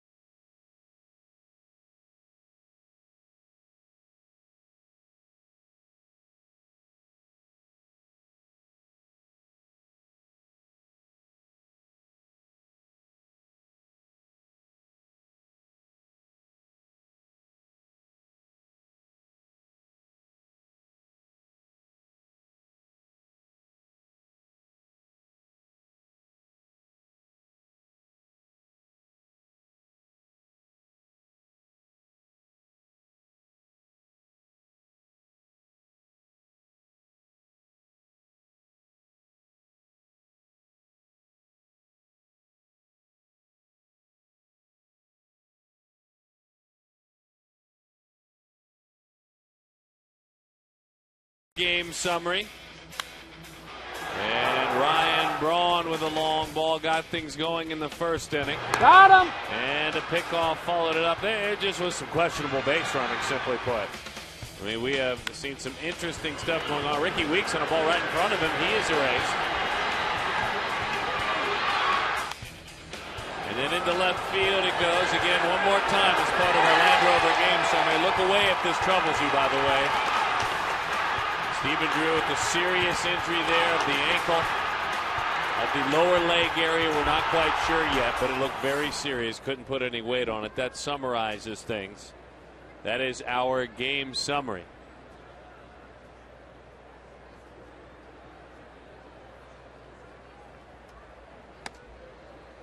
There is strike one to Corey Hart. By the way, Ian's up here in the booth. The generous Ian has visited. And he has done a fabulous job. There he is. Here you go, Gracie. Here's a contract for him. You got that? There's a contract over there. And how about an autograph, Gracie? As that one is drilled center field. Corey Hart. Plays made out there. Gracie, the Diamondbacks have already thrown in. No, it's autographed, my friend. That is an autographed Justin Upton baseball bat. Autographed Justin Upton baseball bat. So Upton autograph bat and a contract for the generous Ian and his buddies. Nicholas, the guy that got the ball. A very good thing. Nicholas, by the way, is in there as well. Nicholas, the recipient of the baseball. That one is up and away. Brad, thank you for bringing Nicholas up here, too. Well done. Nice going, young man. Oh, you're back. I was kind of liking having the show alone. Well, that doesn't surprise me at all. You are a very big Darren Sutton fan. Well, you know what Carly Simon said about you. 2 outs in the inning. And I probably think that song's about me. Again, as soon as we find out something about Stephen Drew, we will let you know. As soon as we have an idea of what is going on. And meanwhile, Joe Saunders working on a gem. He's throwing a gem. Well, he has to, because Narvis, he's been just as good, if not better.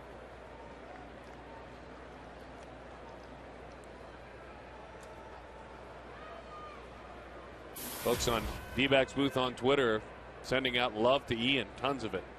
As they should. Tons of it. I mean, all kinds of stuff. Saying you're very nice. Props to the kid. He's a class act. Another that was one a class act. Say hi to Ian. A lot of adults could learn a lot from Ian. Don't you think? 2-0 the count. I think we might need to piece together at some point kind of a how-to and how not to. We'll get to work on that. Are you talking our friend in Houston? Yes. And she's not our friend? Good change up there. 2-1 on Ryan Braun. He is the offense this evening here at Chase Field. Solo homer in the first inning. That has been it for both teams. Saunders really steamrolling through these last 4. He's got a tough one in Braun, who fouls it off.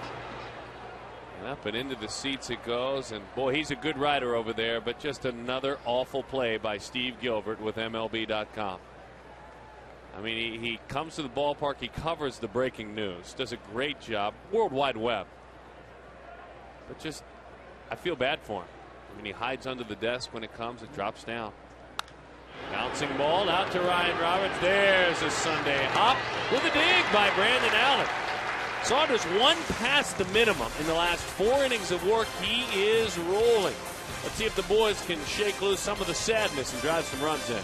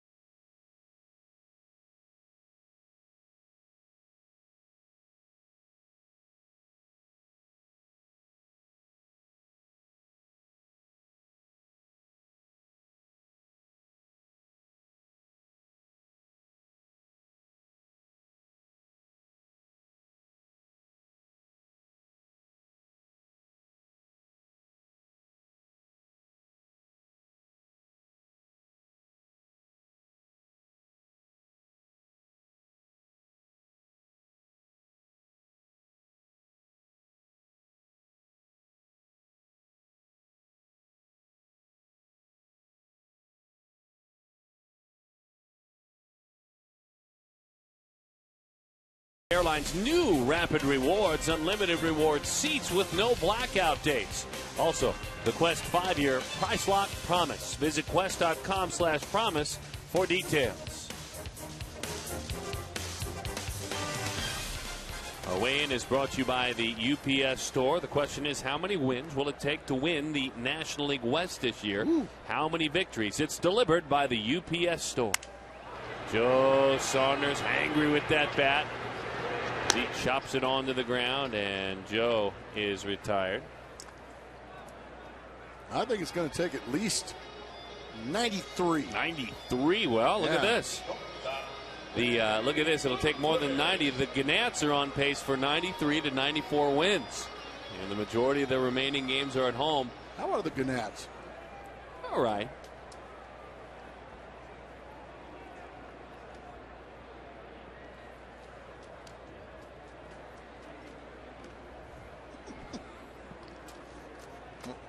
They're the Giants, right?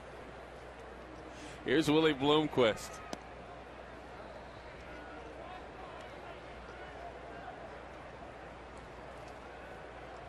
Threw me off track there for a minute.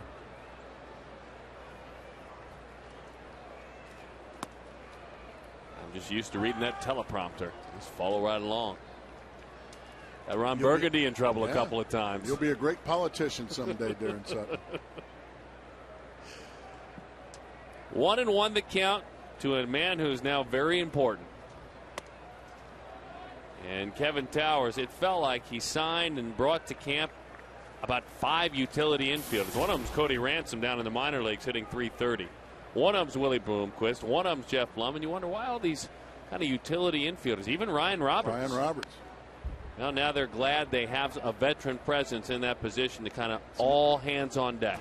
Some interchangeable parts, much needed. Now, there's no replacing Stephen Drew. No. But all hands on deck. He is the glue of the infield. Well, with all due respect, we've talked very honestly about the Milwaukee infield. He's the one defensively that is a step above than all of his mates. He's just a little bit better defensively than all of his mates, and they'll just have to get better, as you said. Shake it off, move along. Takes that one right out of the catcher's mitt. Narveson, by the way, with regard to walks per 9 innings of work, he's got one of the highest totals, 5th highest total. You know, Happ and McDonald, Chacin, Billingsley. How about a walker, maybe 4, to get things going? Yeah, he hasn't walked anybody, and that's very rare for Narveson. Willie Bloomquist just almost looks like he's just waiting so long, just trying to shank it over to the right side. Fastball in the middle of the plate, just shanks it over the other way, spoiling another opportunity.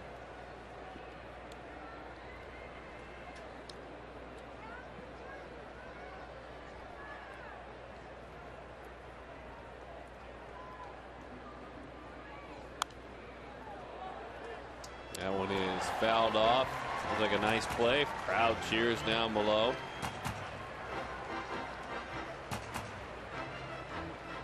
Three and 2 the count. And if Willie does get on, we know he likes to run.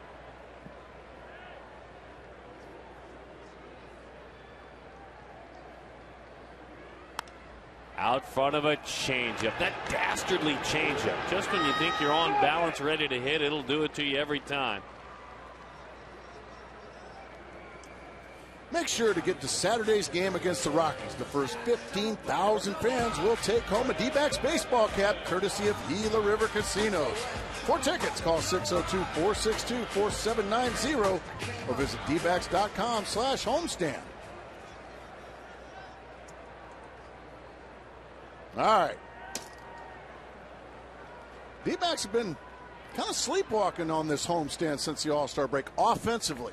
Pitching's been awfully good. Well, the general manager, Kevin Towers, said that this morning. Other than last night, the pitching has been fabulous on this homestand.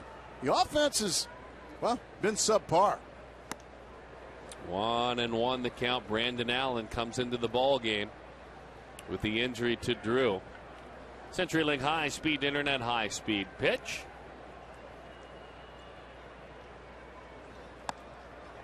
One and 2 the count.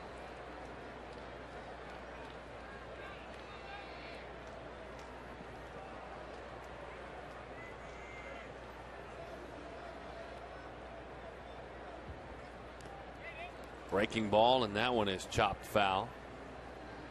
Remember, a couple of homers on this homestand as he has fought his way back to the big leagues. Both of his hits have been homers. And one that they're all talking about last night. Somehow, some way, a computer gave it 454 feet or something like that, which was... Prince stuck with it, used his body getting in front of it, and he knocked it down. Tough to get one around Prince. Stayed with it, cleaned it up. We move along 1-0.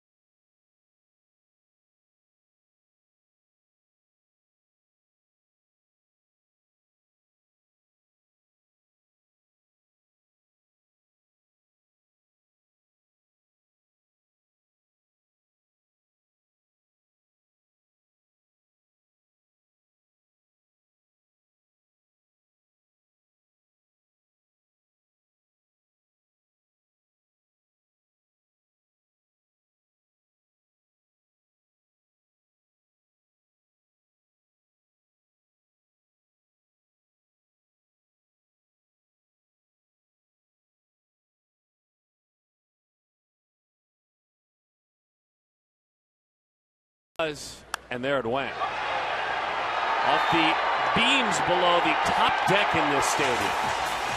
Stunned at two sluggers in that dugout, Upton and Young.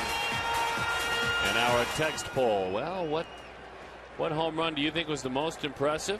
Allen just a touch above Upton's 478. You still think Richie Sexson off his face? There's nothing at all wrong with the Richie. That was a bomb. I'm just telling you, that ball to center field by Dunn and that one by Sexson to center field. But the one by Allen, by far and away the farthest ball I've ever seen hit to right field here. Fielder looking to take a shot at right field late on that one. 0-2 the count. I mean, up. Right up there, folks. Right in that area right there. That is like really far. Golly. The 0-2. Pitch is high. 1-2 the count to Prince Fielder. Prince this year struck out 60 times. He's walked 63 times. That's really good for a slugger of his status to walk more than he strikes out. Into the dirt it goes.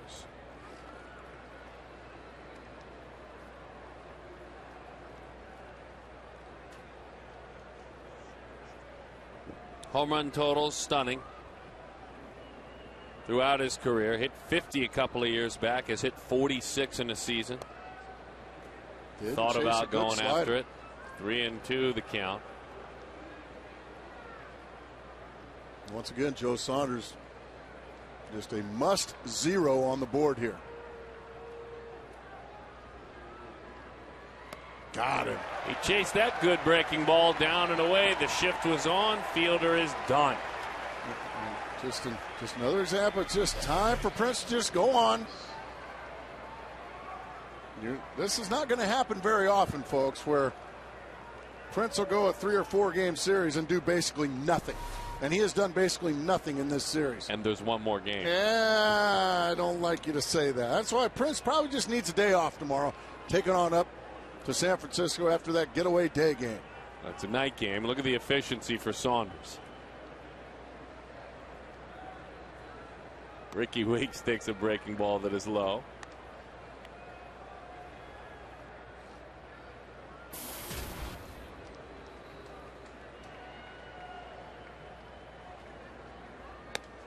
Good pitch there. 1-1.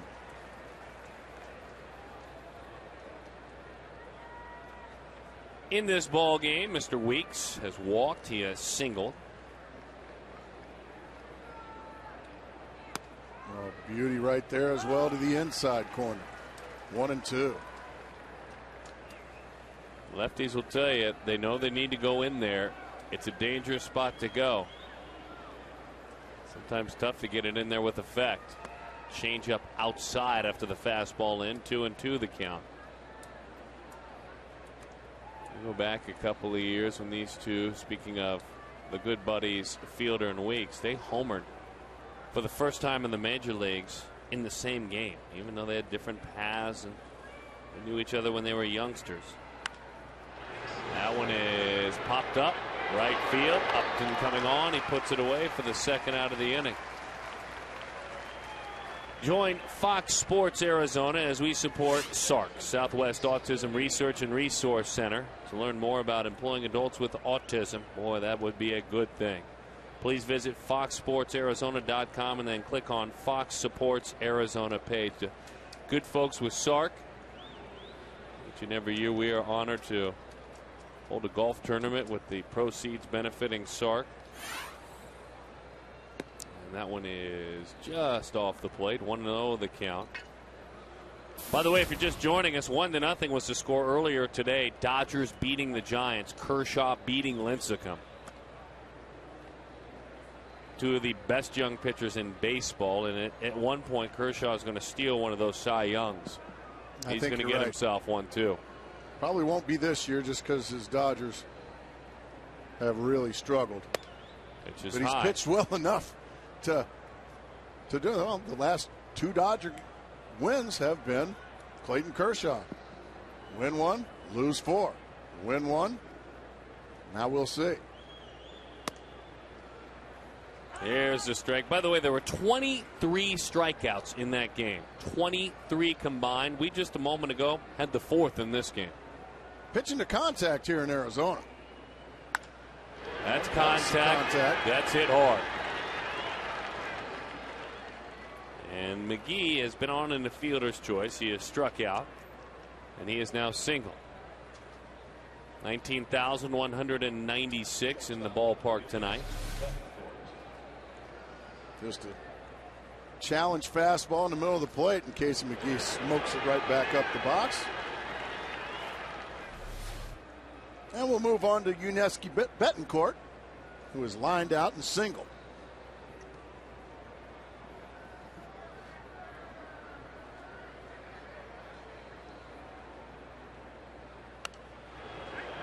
That's coming back this way, Darren. Can you make that play? Almost. Can't get it a little further out of the booth, and it's down below where someone's enjoying a souvenir. Good for them. 0-1 the count to Yuniesky Betancourt.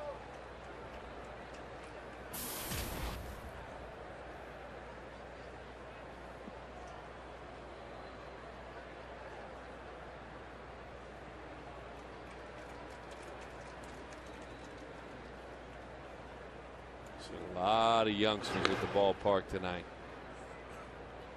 With mom, with dad, with buddies, some of them in high chairs earlier.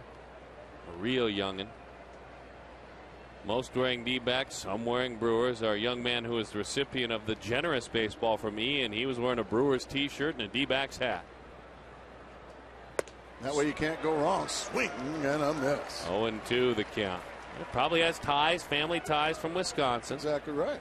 But he's Diamondbacks fan. That's good. It's his home city. Good thing. Smile. Look, smile. That's the old school colors. I like that. The purple vault. Get your finger out of there. That's okay. You'll learn. You'll learn. Well, that's a Dodger season ticket holder there. Popped up.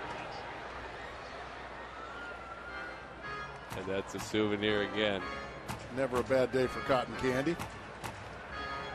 I've been asking you to get us some sent up here, and you haven't done it yet. Well, I have trouble getting past the cactus corn down down on the main level there. It's the best popcorn in the world. And Baxter, he's got that buzzer, doesn't he? I was going to say. That one's going to. Oh, McGee's ticked off. He's ticked off to it himself. Oh, he should be. He should be on second base right now.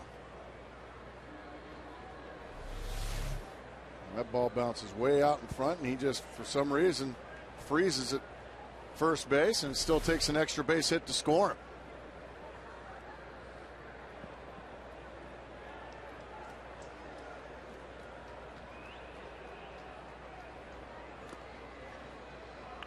Joe going a little Narvisson on us now, bouncing balls in there. Let's see that pitch count. Where is he? He's over 100 now, so maybe some fatigue setting in as he works here in the 7th inning. That bullpen phone just rang. Speak of the devil. Now, one thing we know about Joe Saunders, he can go deep in a ball game, and he will. He's gone up to 116 this year.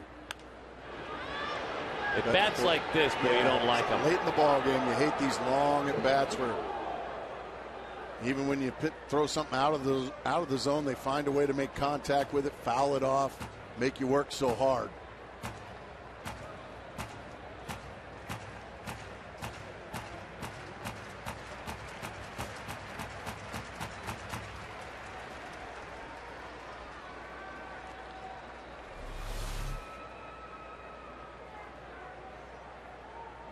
And another nice job. It's contagious. Yeah, it's good to see Tony Danza here. It's contagious. That's popped up into the seats. I'll tell you what, there's a bunch of nice people here tonight. Is that who's the boss? And he's going to just hand it on over to that young man. Good stuff.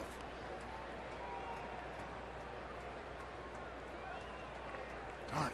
You're a grown-up. You'll be all right. Almost got that. The 2-2. Into the dirt it goes. We only extend the arm of compassion to children. That's right. That young, keep that ball for as long as it lasts in the street. If you're a grown-up, we feel your pain, but we also extend this. You'll be just fine. You'll be just fine. He's got a sore hand and no baseball to go with it. That's usually the case. 3-2 the count. Oh, he did not get the call. Looked in. It looked down and in. That was a heckling at bat by Betancourt. 108 pitches. At bats like that, get pitchers out of ball games. They shorten their night. Let's see. Brian Shaw, one of the gentlemen added to the roster today, had experience. They're going to check on him. Well, if you can hear anything in this park, you can hear that bullpen phone. If we can hear it in the broadcast booth. It's piercing. It is. Well, it's just awful. So if we hear it up here literally and every fan hears it, what's it like for Glenn Sherlock? Well, what's it like for the pitcher on the mound that hears the bullpen? Very good point. Hey, they're thinking of taking me out. And Kirk Gibson's going to come out and have, I think, a good heart-to-heart with Joe Saunders. You just read his lips. I'm good. I'm good. I think Gibby's going to listen to it. He started talking when Gibby was 6 steps away. We want to talk about a relationship that has come a long way. Rewind to spring training, where in the final week of spring training, Joe Saunders was not even in the starting rotation, according to his manager. That man's earned the manager's respect. And that was, and it was a very ticked off Joe Saunders about that as well. What? Well, I'm good. Don't you dare take me out of this game. All right. Let's see if we can get Lucroy. Change up his outside. Lucroy, a couple of outs in the air.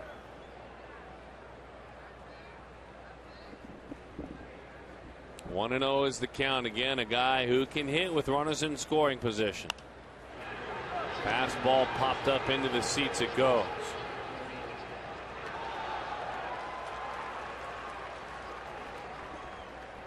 Nice play. Foul balls are kind of front and center tonight.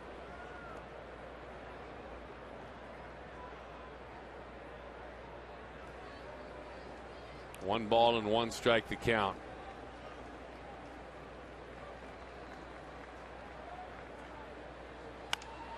In on his hands into center field. Young will have to play it on a hop. Another big run. The Brewers add on. Boy, that is a painful one there. Joe Saunders begged to stay in, and unfortunately, it came back to haunt him. With 2 easy outs to start the inning. A base hit by McGee, a walk to Betancourt, now a base hit off the bat of Jonathan Lucroy. And boy, what seems to be a very, very big tack-on run at the time. Now, Chris Narveson will hit for himself. So not going for more runs. Narveson, though, here's the thing. He's thrown 74 pitches. So he can stay in now with that hit. As that one is over the inside corner. It's a strike. Now you got to maintain your focus if you're Joe Saunders. You can't get lazy out there and get disappointed just because you gave up a 2-out base hit. You're still in this ball game. You don't want to make a mistake to a pitcher here and get burned.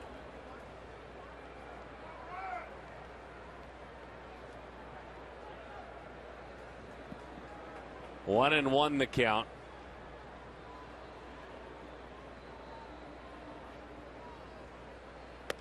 Well, folks, we just got news on Stephen Drew, and officially from the Arizona Diamondbacks, it's a fractured right ankle, and surgery is likely for Stephen Drew.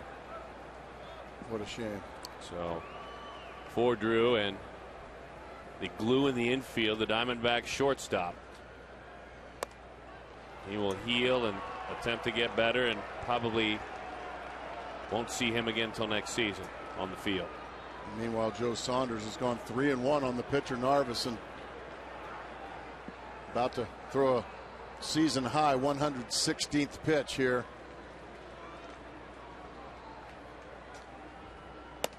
Strike. Narveson taken all the way.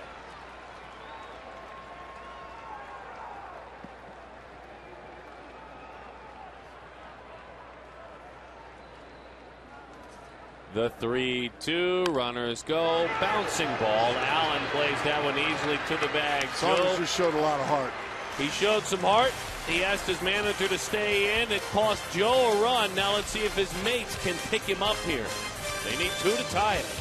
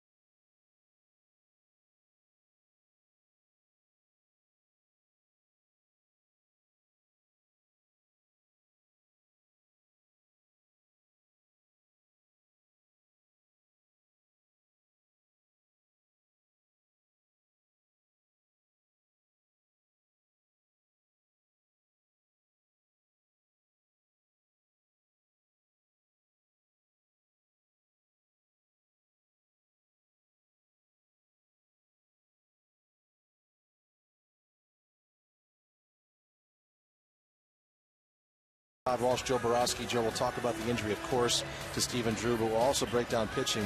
We had a pitcher's duel for a bit here. Yes. Joe Saunders made a case to stay. It sort of backfired, but the difference between the two starters tonight, how will you look at it after Still a well-pitched game, Todd, from both starters tonight. I'll break down their outings and show you exactly how they were able to shut down each opposing team's offense. Plus, remember, we'll get inside the Diamondbacks clubhouse with Brad Steinke for a reaction on Stephen Drew. Guys, we'll send it back to you. Yeah. And certainly we will have Brad inside of that locker room.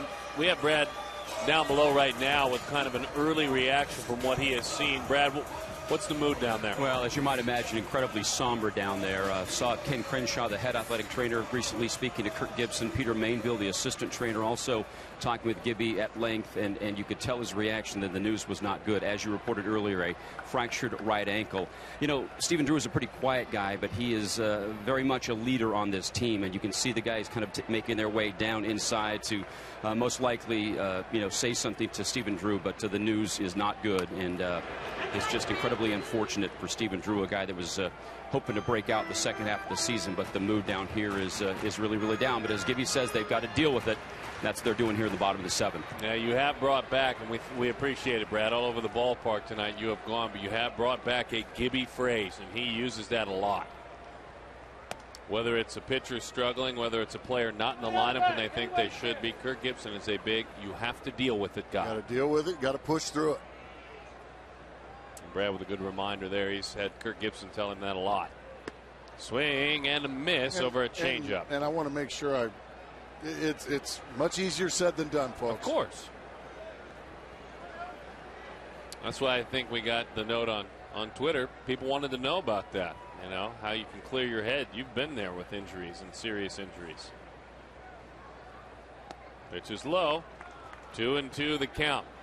Well, the one thing you know is you've got 9 outs to play with. That's exactly right. You got 9 big outs left, and one thing we know about these resilient D-backs, this is when they usually start to put the pressure on the opposing team. Late in the ball game.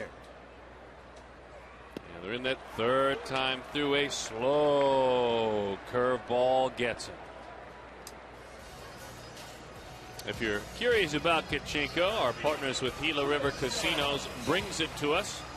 Find out how you can play right here at the Chase Field kiosk during out at section 111. My apologies. During regular season home games, there's always a winner. There's always a prize, and it's Gila River Casinos. Make it your lucky day. Here's Chris Young.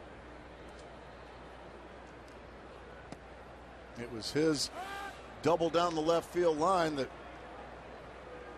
resulted in the awful injury to Stephen Drew on a play at the plate. Pretty generous inside corner there, as Stephen Drew tells Brian Runge. Don't you think that was a little generous? Brian Runge says. Yeah, you've educated us on Mr. Runge. Good umpire, great crew. A lot of respect for him, but getting into an in-game discussion about balls and strikes, not a good idea. He does speak. I mean, I've heard him speak. And we love Brian Runge. Pitch is high. 1-2 the count. The only tougher umpire than Brian Runge, his father, Paul. No home games for these guys, folks, ever. 1-2 the count. I'm seeing, as Tim McClellan looks on, McClellan joined by Teddy Barrett, Marvin Hudson, the 1-2. I'm seeing him use, third time through now, more curveballs than he's used. I agree. Changeup was kind of the secondary choice now, and it's a good one. Yeah, I think he's got a good feel for it, and he likes it. Changeup, though, just you think you're on a curveball or a slider. Cutter, better said. Well, he has struck out Upton and Young to start this key 7th inning.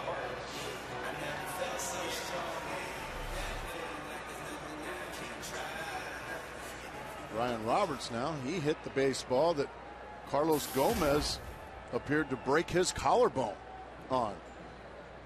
And I guess if we can get a report on Carlos Gomez, I guess we owe the folks at home As soon as we know, we'll let you know. There's another curveball. Good-looking breaking ball. He's got a gorgeous breaking ball going right now. From a left-hander, you can't get one much better than that. I agree. 29-year-old rocks and fires, and that one is up.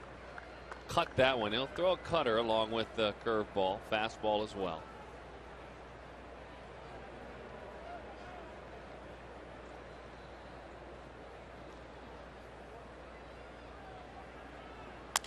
Broke his bat, rolled it to short. Unieski Betancourt on across. Narveson, folks, has 85 pitches.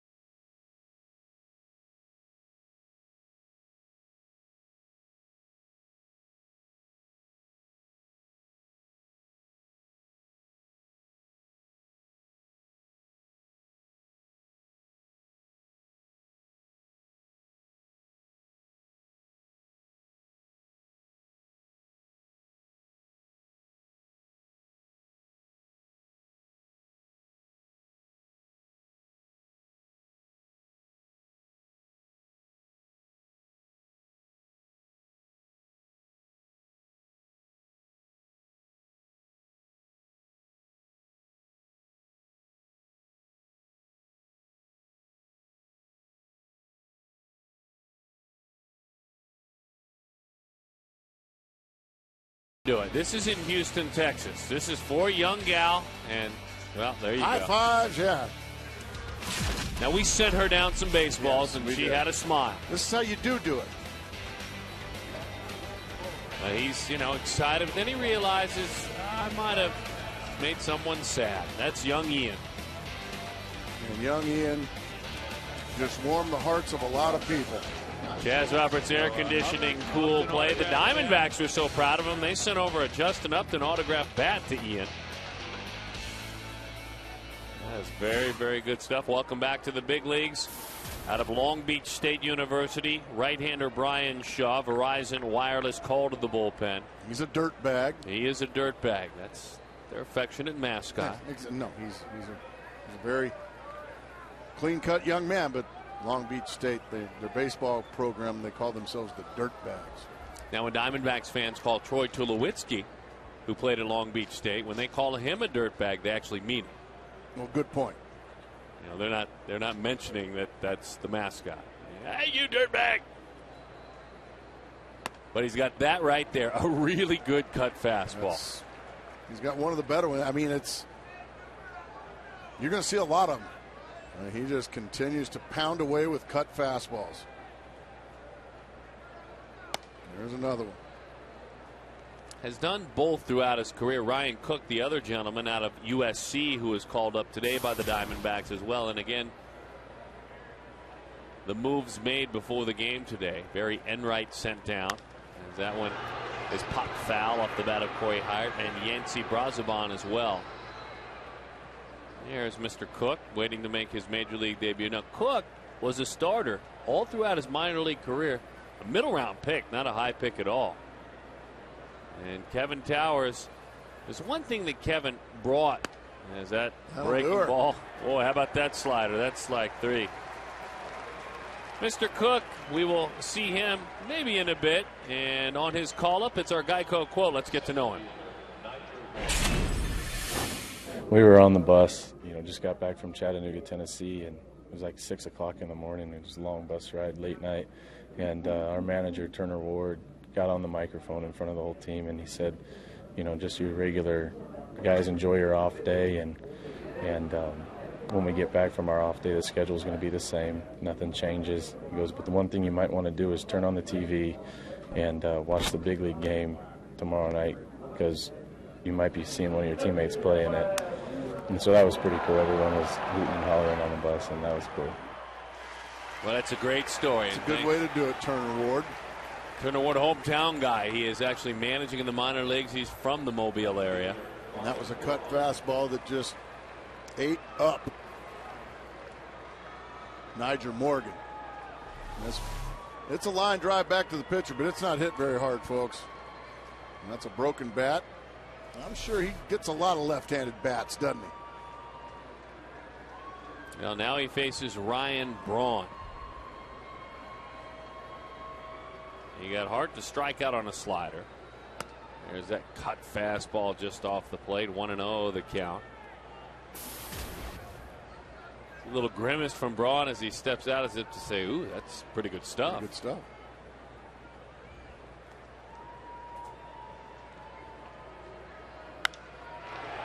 Lets it travel, drives it deep to the corner. It goes. Oh, my goodness. Oh, Justin Upton's disagreeing. We're going to have an argument out there with Marvin Hudson, the first base umpire.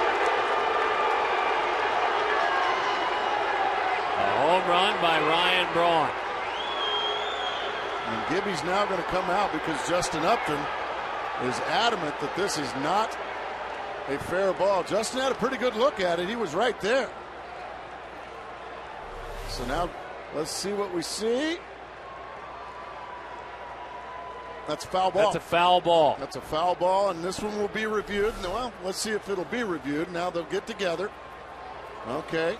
Tim McClelland is the crew chief, and he's out at second base. Okay, what did you get? And this is good. They're getting together. At the end of the day, their job is to get this call right.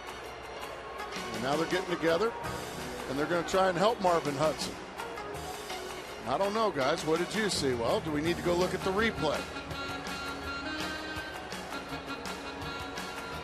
The Replay is in play, by the way, folks. We talked about on boundary calls, fair or foul on home runs. Now they're going to go take a look-see. So right now, folks, just know it is a home run. Right now, it's a home run unless, and you cannot tell from that angle. Yeah, that one didn't help like the first one. You can tell nothing. Well, that clearly showed it there. That clearly shows that that's a foul ball. So right now, Ryan Braun is credited with a home run, and it is now 3-0. But he's got his bat in his hand, his helmet on. I think he knows it's foul. Again, if a ball is fair or foul, which we're talking about, has left the playing field, whether it's been subjected to fan interference, the crew chief is the one. And you saw Tim McClellan decide that he's going to take a look. There's no arguing once, in fact, it is thrown into place. And the manager can't. Kirk Gibson asked. He can't demand it. That's exactly right. And that was part of that graphic as well. And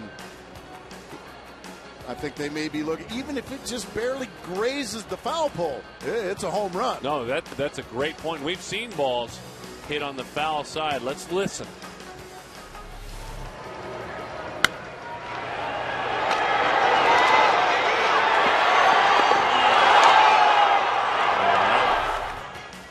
That was a foul ball. They're taking a good long look. They're not back out on the field yet. Now, this technology, by the way, used by the umpires is separate from any of our television trucks. This comes from the mothership in New York. It's amazing technology. They have all reemerged. The crew chief, Tim McClellan, has reemerged. Foul ball, they call it. Foul ball. It's a foul ball. And they got the call right. And good for this crew. And replay was used properly. And how big, in the fact that there was replay, is that extra run that just got wiped off the board. And I think Ryan Braun knew it. Right now he's saying 2 outs. Yes, there's 2 outs. On the scoreboard it says 1 out, but there are 2 outs. Corey Hart is struck out, and Nigel Morgan is lined out. So there's 2 outs. 1-1 the count, 2 outs. Ryan Braun has great eyes. He's a good hitter. You have to have great eyes. I think he saw that ball sail foul. He knew it was foul. That's why he had his helmet and his bat in his hand. He knew it was a foul ball. And by the way, good for Justin Upton. Yeah. If Justin Upton just kind of hangs his head in disgust, he's the one right there. And Kelly Johnson was the first guy. I'll just double. Yes, that one. Up against the wall, Braun.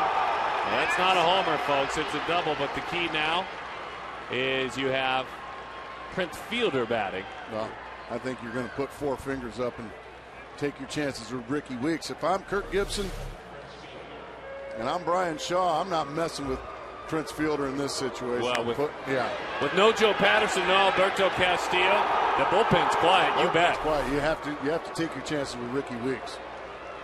I know Ricky Weeks is an all-star, but Prince Fielder has 73 RBIs, folks. Ricky Weeks has 42. And Prince Fielder's dying to break out, too. We'd just like to see him go ahead and take the day off tomorrow. You mean the night? Good point. An intentional walk, 2-0 the count.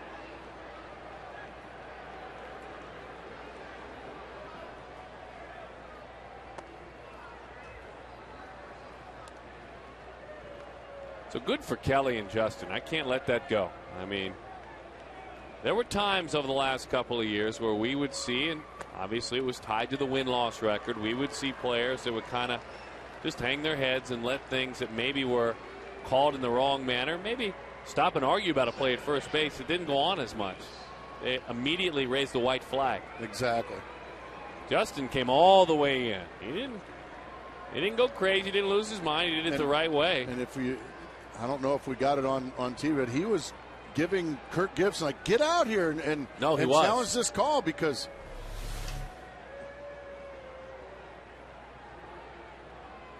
saying no as he jogged in. And then he started waving Kirk Gibson like, come out here and argue this.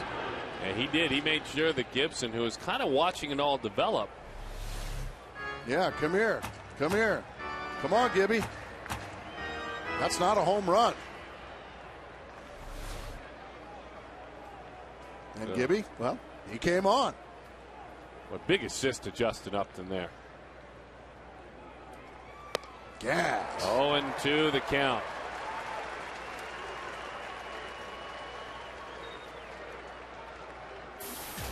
Arizona's got to stop it now, certainly. Milwaukee, if they out on, the blow could be large. That Milwaukee bullpen keeps warming. Makes you wonder. I ain't taking Narveson out of this game. Just makes you wonder. Up and into the seats it goes.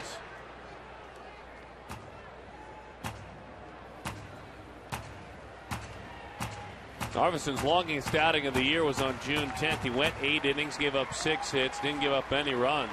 Well, he's smiling and talking. He might be out of this game.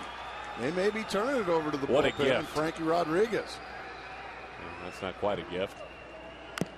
Off the plate. Plays made. The assist in that inning goes to Justin Upton because otherwise it's 3-0. He told his manager, you better get on out here and appeal this play, and his manager followed suit. It stays 2-0.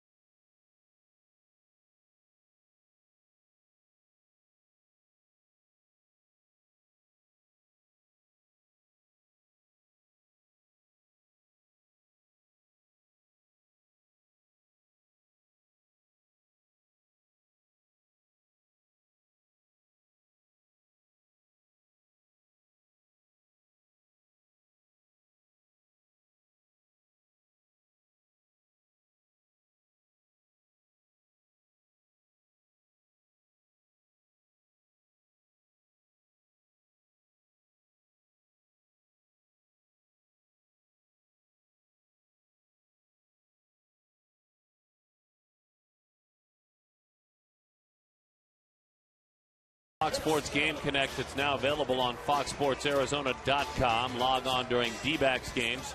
Stats, exclusive analysis, live Twitter feeds, and fans can share their thoughts with the game broadcast. Check out Game Connect on FoxSportsArizona.com. Well, a new acquisition right now, an 8th inning man. He has been a closer throughout his career. Frankie Rodriguez, acquired literally on the night of the All-Star game. Joins this Milwaukee Brewers club and right away goes to work over the outside corner. Strike one to Kelly Johnson. K-Rod, as he is known, the Verizon Wireless call to the bullpen. Doesn't have the fastball he used to have, but he still has a very good breaking ball and a very good changeup. Breaking ball, Theater unable to make the play. Weeks will recover, and Johnson's on.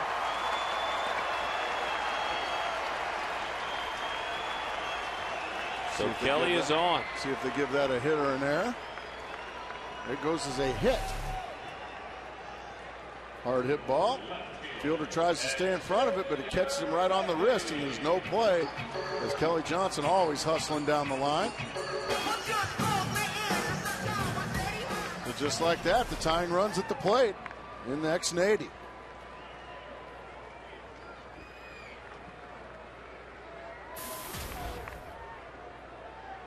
Miguel Montero waits on deck. Francisco drops a pretty curveball in there for a strike. 0-1. That was a thing of beauty, wasn't it? You can certainly know that even though he's been working in New York the last few years, Angels fans will never, ever forget what he did in 2002. Single-handedly pitching just about in every role needed. The Angels fans certainly loved what he was able to do as that fastball. A strike. A little dart to it over the outside corner. Had some late movement, didn't it? And the Giants fans won't ever forget him either.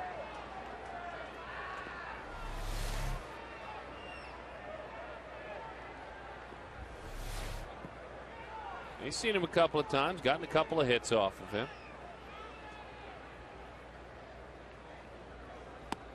That will do it. Breaking ball sits him down. Now Miguel Montero. Montero hit for Henry Blanco.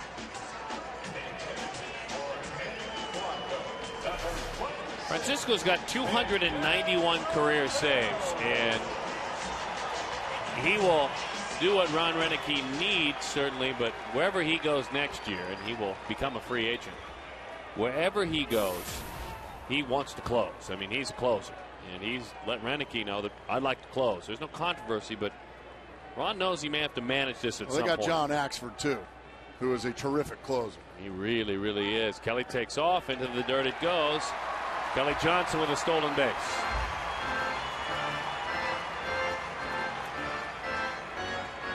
Rodriguez very slow to the plate. Kelly Johnson knows that. He steals his 10th base of the year without a throw. There's that high leg kick. No chance there for Lucroy. And now that takes the double play out of order, and a base hit will cut this lead in half.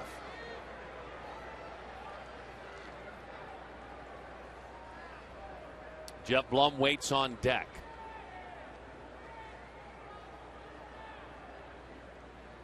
Into the dirt. That's the changeup. That's the new pitch. Didn't possess that when he was a youngster. Coming through the Angels system, and as an Angel when Ron Renicky was there as a coach. Now that's key, because for Rodriguez, who had some off-the-field problems last year and is viewed as a little bit more volatile, Ron Renicky knew him when, if you will. Sure. He was on Mike Sosa's coaching staff, and Renicky was part of kind of signing off and saying, hey, I can make this deal work. Doug Melvin with a bold move, no doubt.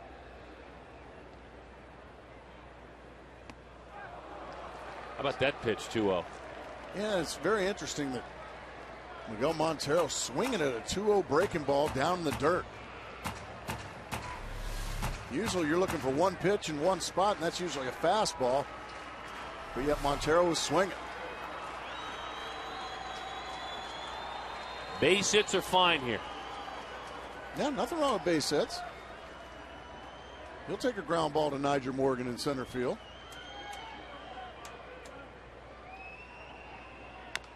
A little chopper, tried to pull it again. And he had him way out front on a sinking fastball. He's just really trying to turn and jerk it out of here. Runner moves to third.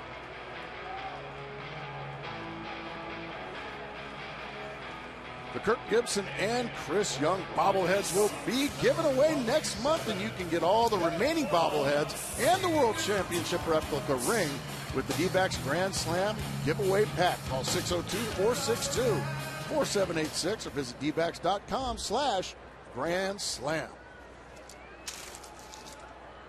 Veteran Jeff Blum. It's the majority of the season leading up to this homestand and coming back from knee surgery. This position, pinch hitting, he's done this well the last few years. That breaking ball is outside. 1-0 the count. Blum now 38 years young. Anything for a rally, you have to hope that the club can plate the runner on third. Tall task with this pitcher on the bump. Breaking ball, good take. Right there, you can see Blum looking for one pitch in one spot. Got the breaking ball and was able to lay off of it. Now he's 2-0. Jeff has 59 career pinch hits. And since 2006, he's right at 300 as a pinch hitter.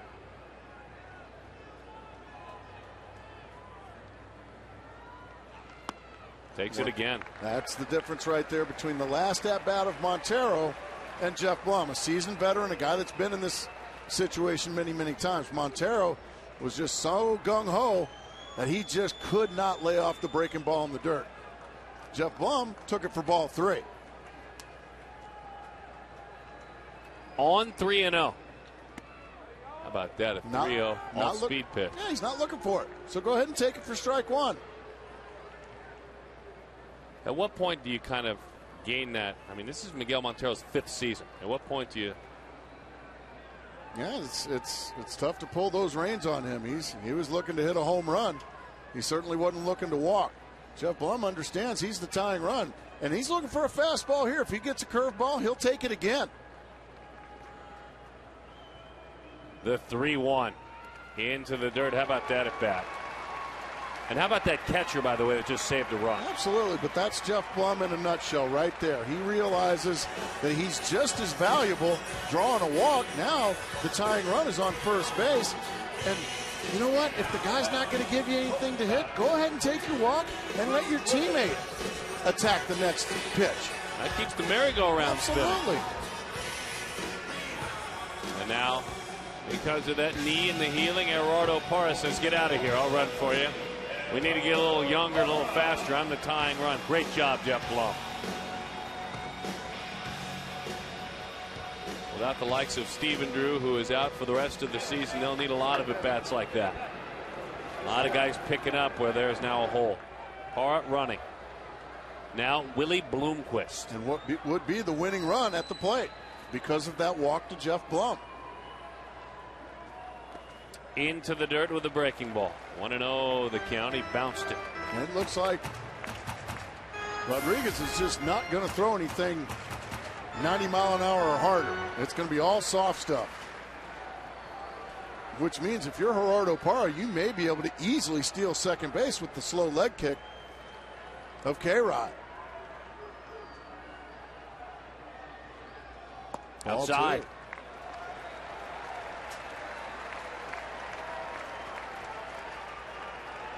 Brandon Allen on deck.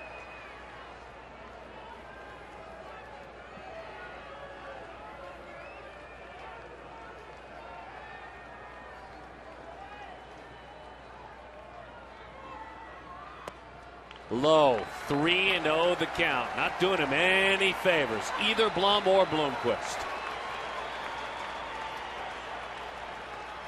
Bloomquist not a home run hitter, but I would imagine he's got the green light 3-0. Seems like the whole world does these days. Taken all the way. Plenty comfortable Willie is, hitting with 2 strikes. A veteran out of the Seattle area, Bremerton, Washington, 33 years old this year. He's been in these situations before. Nearly 800 games in which he has played in the major leagues.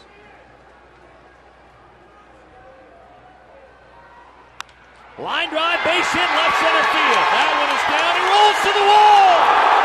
Willie Bloomquist just tied this ball game up to the plate. Parra, we're tied.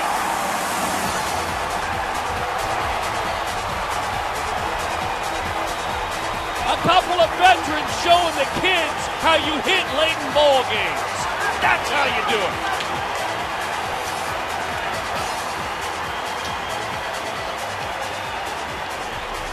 You fall behind 3-1, you have to throw a fastball down, and Willie Bloomquist just nails it past Ryan Braun, and once it gets by Braun, it's all over. It's going to be a tie ball game. How big is that walk to Jeff Blum? And then the pinch runner, Gerardo Parra, coming all the way in to tie the score, and Willie Bloomquist making a once sullen dugout all of a sudden erupt. And of course, the irony in all of it is, as Brandon Allen takes a pitch outside, it's the new shortstop picking up for the fallen one that has that hit. And that man with a smile on his great face. at bat he had. Oh! He knew he was the tying run. He knew that he was valuable. Oh, Theodore leaves his feet, flipping to the bag. The Diamondbacks tie this ball game up. Chris Narveson taken out of this ball game. He had owned the Diamondbacks. The man with the reputation just coughed it up.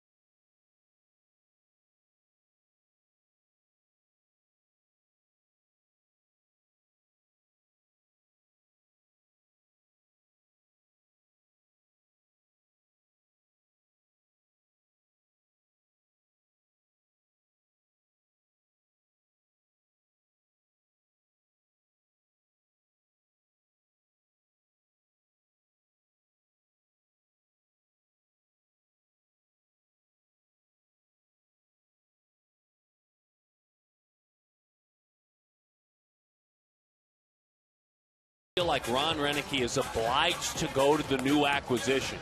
Chris Narveson had been untouched. Chris Narveson was a swear word in the Diamondbacks dugout. No question. And you take him out, anybody but Chris Narveson, and Willie Bloomquist drills it into the gap after a 2-out walk. Late walks, 10 to score. And Gerardo Parra, the pinch hitter, scores. Willie Bloomquist, a huge hit. And we got a tie ball game, and now the closer, if you will, David Hernandez, going to take his chances. He's going to have to face Casey McGee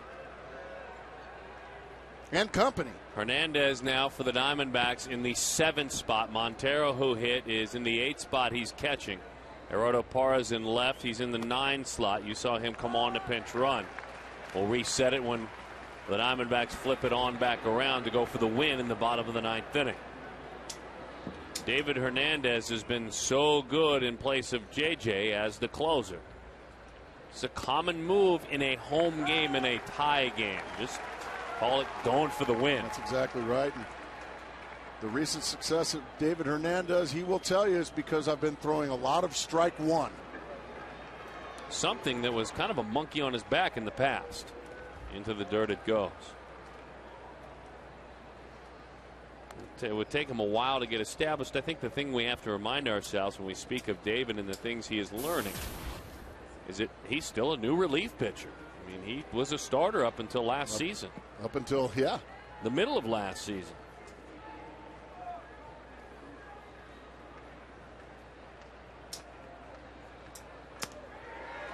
That is called high. Just missed. Just one more time. Let's see. Maybe a touch up. Maybe a touch out, maybe a touch up, but it was awful close. Montero spreads out. The 2-2. Did he go there? Nope. Did not go around. All of a sudden now it's gone from 0-2 to 3-2. Yuniesky Betancourt waits on deck.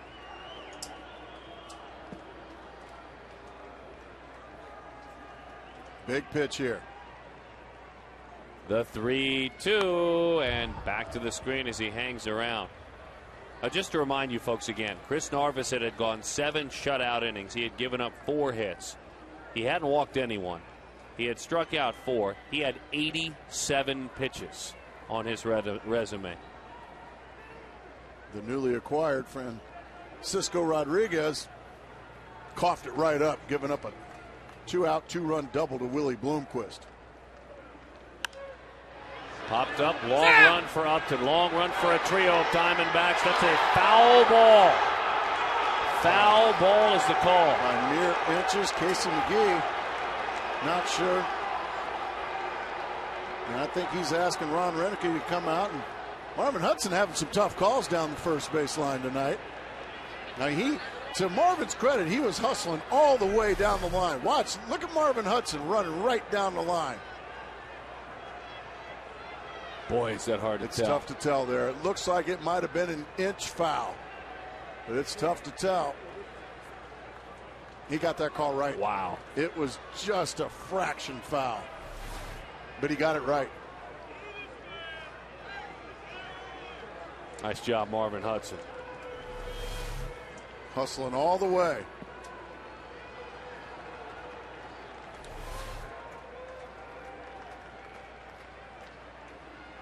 Fastball, strike three call.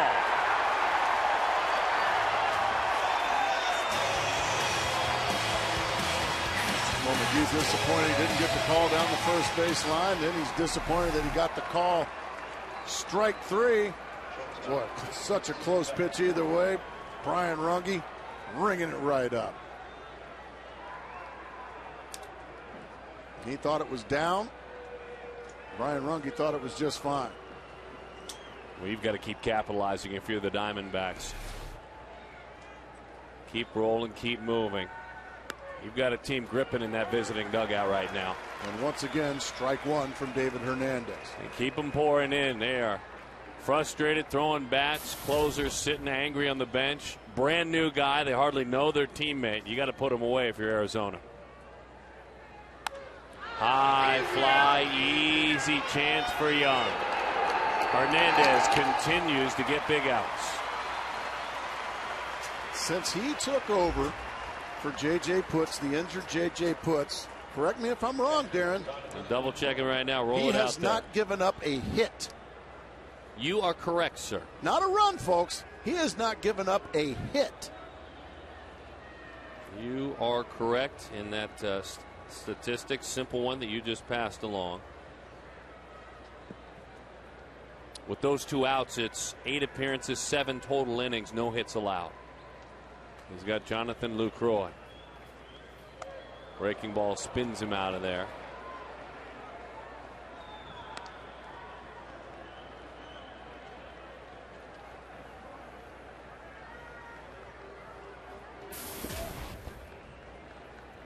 I mean, Francisco's a veteran now, so it's not like we're talking about a youngster. He is certainly a veteran.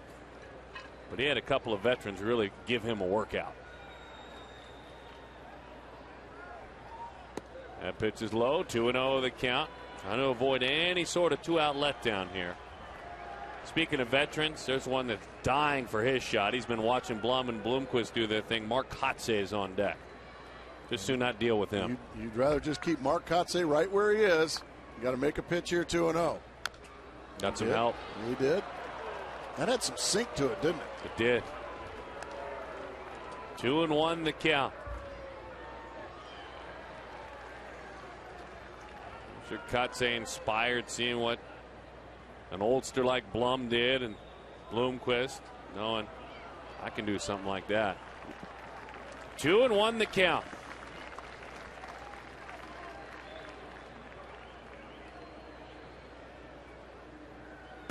That's right there. Yes. 2-2.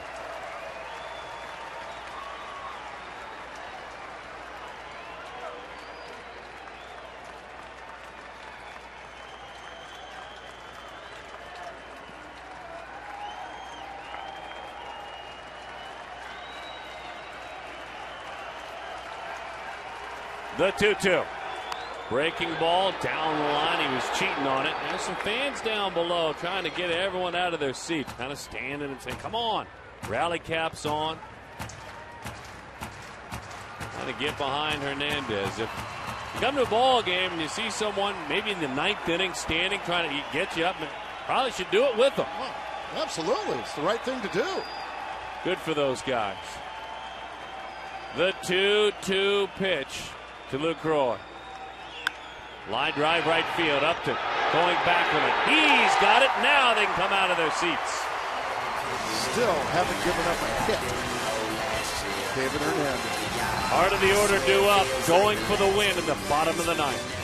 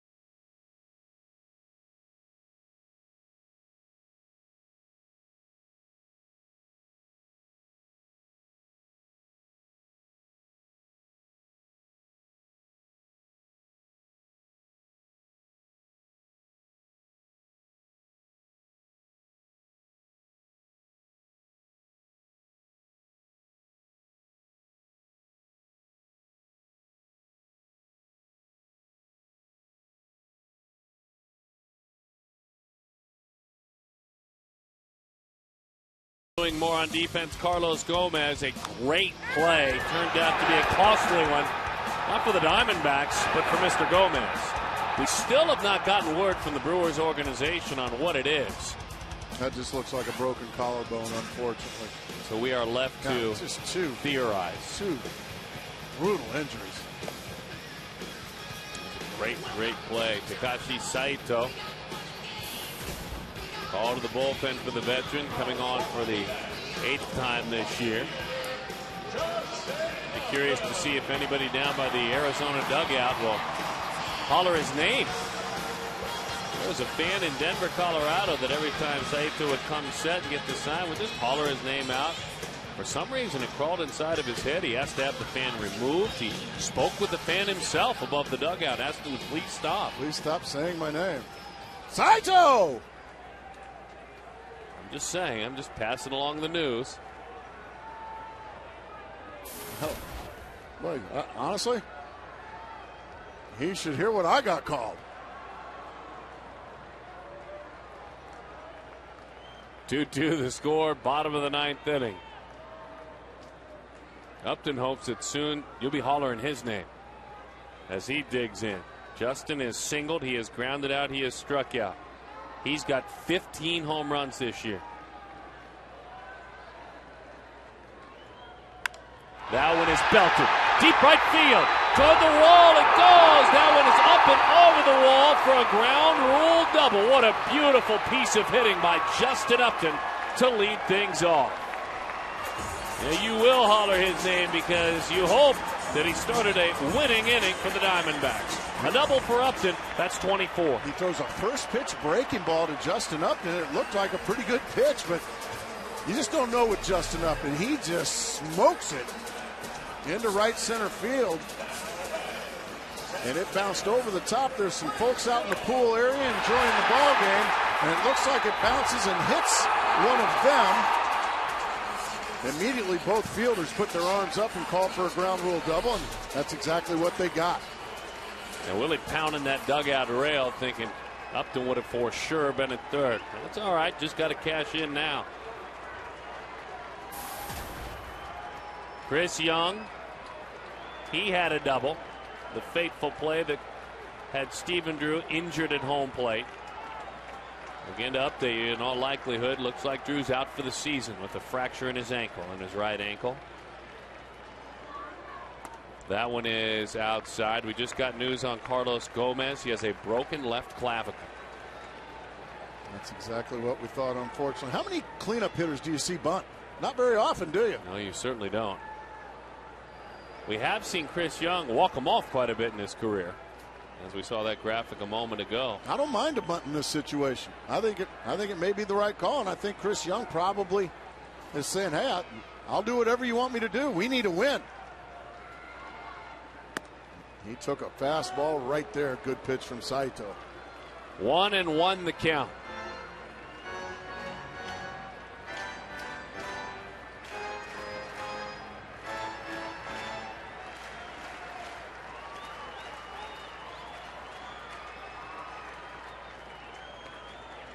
Williams keeps an eye on Upton. Trying to win one for these fans and win one for Stephen Drew tonight.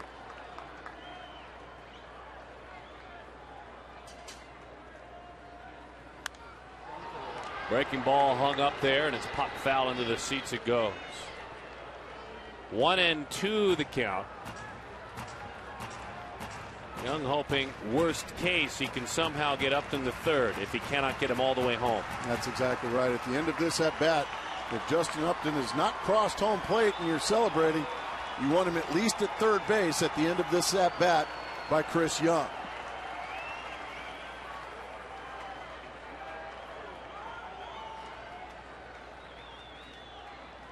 On 1-2. Nowhere close, not interested. 2-2 the count. It could be moving day thanks to Clayton Kershaw. The Dodgers and Kershaw shut out San Francisco and Lincecum 1-0. Trying to gain a full game in the standings with a victory. And it would be an unlikely one. The 2-2. Into the dirt, kicks away. Upton's on his way to third. He's in there. Oh, Justin Upton, a great jump. LaCroix smothered it. But once Justin Upton saw that pitch was in the dirt, he scampered right to third base, and there was no play. Watch the jump by Upton. He sees it, he's gone, and gets in easily. So now it's decision time for Ron Renicky, and he's going to go to the mound. He's going to talk with all his infielders. Go ahead and bring some outfielders in there, too, if you want. Well, I was going to say one of his infield is Ryan Braun. Mike Scioscia has done this for years, and he is a Scioscia disciple. That is a 5 infielder play, but in order to make this work, you walk them loaded. That's what I would do right now if I was Ron Renicky. I would just walk. It's 3-2 right now. Go ahead and walk Chris Young. You've got Ryan Roberts on deck. You have no lefty in the bullpen now, mind you, for the Milwaukee Brewers. 0. There is not a left-handed pitcher in the bullpen. Now, if you walk them full, you will have to face left-handed hitting Kelly Johnson. So now you've got 5 infielders. Count them, folks. There's all 5 of them on the infield, and they're going to go after Chris Young. Oh, I love this. This is great stuff. What a ball game we've seen. We've had some just brutal lows, but we've also seen some good highs, and everybody's on the top step. 3-2 the count. 5 Brewers on the infield. Runner at third, winning run in Upton. Bouncing ball, play is made, on across, 1 out. The runner stays put at third. 1 away. Runner at third. Braun looks in for more instructions. Well, if you walk them full here, you now get rid of Kelly Johnson. Now, if you walk them full, you'll be facing Xavier Nady with the bases loaded. So let's see what Ron Renicky wants to do. Does he walk them full, or does he continue to? I can tell you this much. The way Ryan Roberts has driven in big runs and been right in the middle of things all year long, I'm not letting this guy beat me. He's just had a knack for big hits all year long. Yeah, they're going to go after him. Here we go. 5 Brewers on the infield. Runner at third. Into the dirt. And for me, if you, with the runner on third, try to pitch around him, beyond foolish with balls going into the dirt. Either put him on or pitch to him. And that one took a big bite out of LaCroix right there. He takes it right in the left forearm, wrist area, and that one hurt him. He's still shaking his left hand. But you're right. You risk a wild pitch right there by doing the old pitcher on. If you're going to walk him, walk him. I know a Hall of Famer that happens to be your father that really believes in that philosophy, Darren. But he gets right back into his crouch, does Lucroy, and here we go again. All 5 Brewer infielders ready. The 1-0. He went around. Pitch low, 1-1 the count, a sinking fastball. Saito. Now it's one of those where he may be pitching around and Ryan Roberts just not letting him. By swinging at that sinker down in the dirt nearly. Having a little talk with himself. 1-1 the count. All 5 infielders on the grass as well. Morgan is in left and right center is Hart. Center field's open. Bouncing ball out to third. McGee makes the play. 2 outs in the inning. Boy, unbelievable. Saito, ice water in his veins, makes 2 huge pitches with Justin Upton on third base. Now they'll all go back. Oh, yeah. Now they can go back to playing the game. Funny thing about this gamble, that if it pays off, if you roll the dice and you come up with the right number, you've suddenly created a bunch of momentum. I mean, a bunch of momentum. Without question. Now they're going to walk Kelly Johnson. And Sean Burroughs has come out on deck. And that'll do it for the bench for Kirk Gibson. So you better win it right here, huh? Can Alan Trammell still grab a bat? I'm sure a lot of them could. Maybe Legally, they're not allowed, though. Matt Williams? The laws of baseball don't permit it. The rules don't permit it. I've seen him hit homers in early batting practice. But none of those guys are allowed. It's up to Sean Burroughs. Burroughs, who a year ago was lost, literally, in his life, had no future to speak of, played himself back into shape, begged his way into this organization, and has earned this opportunity. All the workouts he was putting in, it was moments like this he was dreaming about. Chance to win a ball game. Now, Prince Fielder is playing behind Kelly Johnson. So if he wants to steal second base, he can, and that would leave a base open for a possible intentional walk to Sean Burroughs. But Miguel Montero is on deck, so I think they'll just try to take their chances. Fastball, 0-1 the count to Burroughs. Sean, a career .279 hitter, 12 of 48 as a Diamondback this year.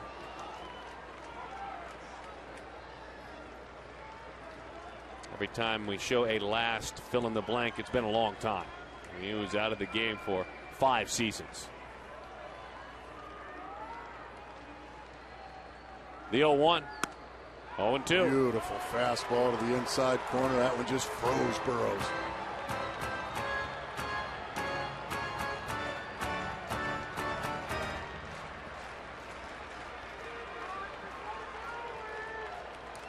Ryan Braun playing one of the shallowest left fields I've seen in a long, long time. Wow. Daring Sean Burroughs to hit it over his head.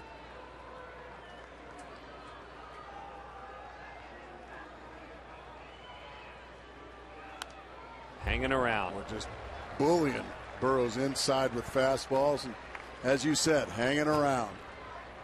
Sean this year as a Diamondback, 7 of 25 as a pinch hitter. So this isn't foreign territory. This is almost exclusively his role. He only had a handful of starts. 1 pinch hit RBI. Well, this would be a big number 2.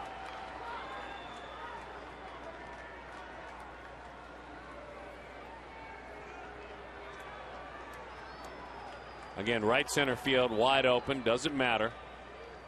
You can hit a fly ball out there, it'll drop in.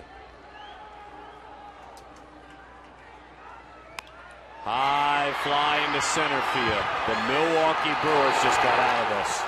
And the Diamondbacks failed to capitalize. Now, all the momentum is in the dugout on the first base side. Every single bit of it.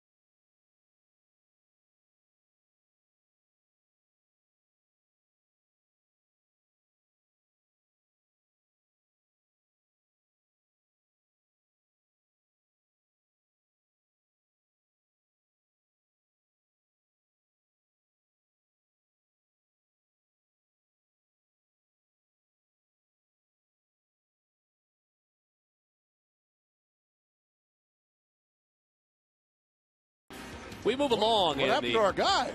Oh, he was fired. Oh, really? Yeah, he got let go. Man, I miss that guy. You and me both, my friend. You and me both.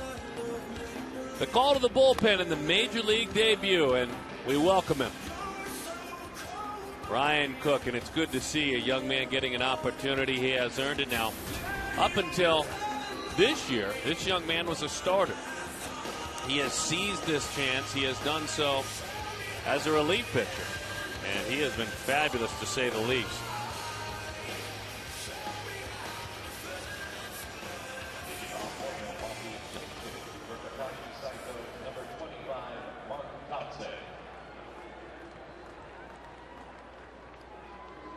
Out of USC, Ian Kennedy was kind of a senior member of that club, a couple of years older. That one is over the outside corner. 0-1 the count. That's a pretty firm fastball to the outside corner for your first pitch in the big leagues. 95 miles an hour. Right.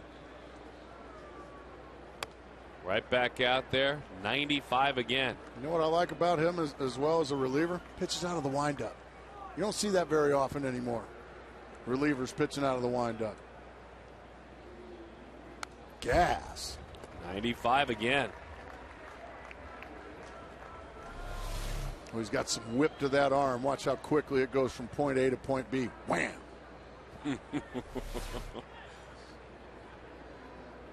Watch point A to point B. Wham! Good piece of hitting. 96. That's that veteran approach we talked about, isn't it? Well, that's the thing. You just threw him 5 pitches, all at the exact same speed in the exact same spot. A veteran like that is going to figure it out. Those are all fastballs to the outside part of the plate. And boy, did you ever call the momentum going to the Brewers, Darren? And you hope Mr. Cook can, with that right arm, that gifted right arm, stifle that momentum and get to the bottom of the 10th with it tied. Into the dirt, to the backstop it goes. Runner moves up, Kotze on a wild pitch. Yeah, probably some young nerves starting to show a little bit here for Ryan Cook. And just like that, the bullpen phone rings as he spikes a fastball right in the ground, and there's nothing Montero can do. They're bunting there, they're giving you an out. But unfortunately for Cook, it's a wild one, and now the Milwaukee an opportunity to take the lead here in extra innings.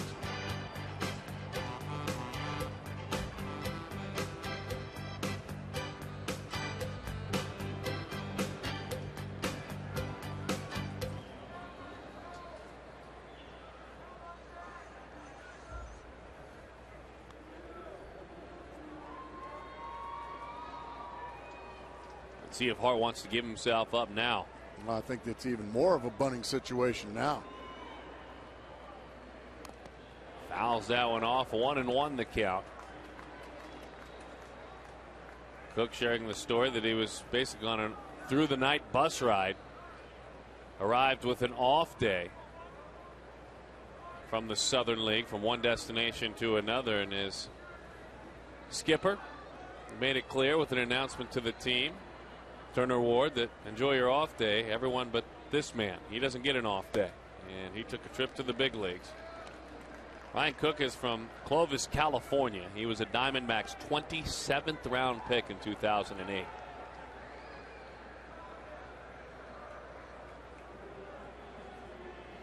Hal Kurtzman, the scout that found him. Beautiful pitch. 2-2 the count. To the outside corner it went, and it's 2-2 now. Corey Hart going to have to protect the plate. I would imagine the bunt is no longer in order. He's going to have to swing it. Have we seen a slider yet? We saw a slider and he missed with it the pitch prior. 2-2 the count. See if he does that again. He did. Well, it's a good one, but it was low. Hart didn't bite.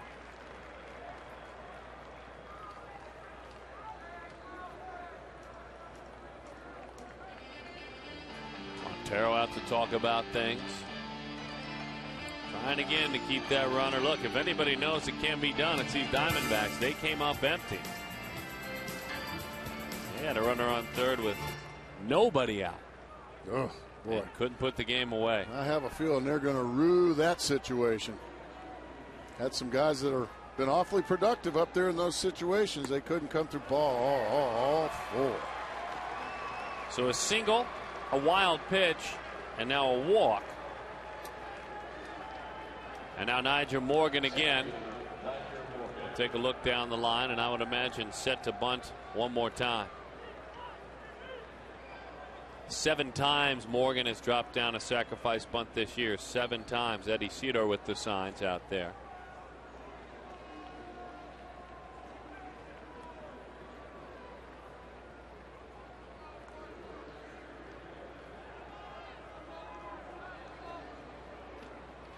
Starter in college as a freshman. Was in the Trojans rotation as a freshman.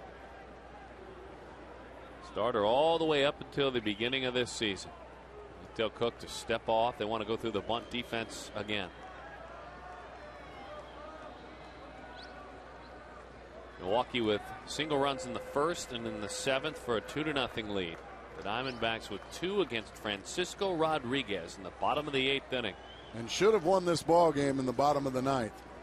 Squandered a runner on third, nobody out situation. And a balk is called. Just nerves. Just a kid making his major league debut. There's a bunch of confusion. They have put on 3 different bunt signs here before he threw a pitch, and I just think the kid got confused, didn't know what to think. Don't know what happened there. It was that left foot as he came set. Huh? The foot was lifted in the air. You'll see. Starts to come set. What's that wrong with foot that? being lifted up. It's deemed a balk. If you lift your foot up, every pitcher does that. That was all that I saw. Didn't you lift your left foot when you came set? Or your right foot? Or left foot? Maybe whatever. it's just your the front manner foot? in which he did it.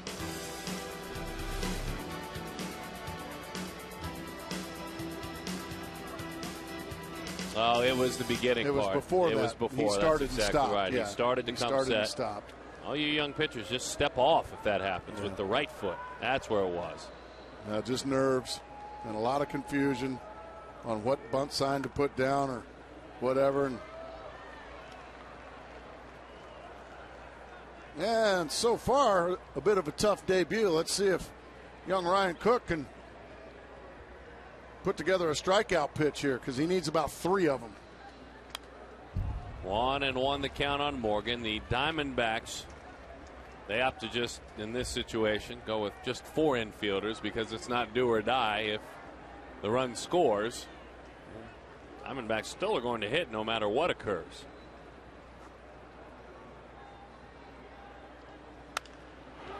All right, 2 strikes on him, 1-2 the count. Pesky hitter doesn't swing and miss a bunch.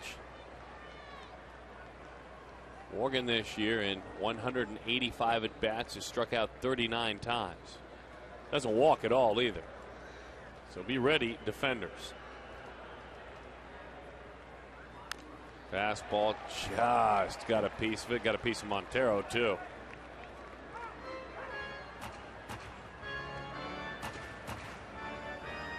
Two the score.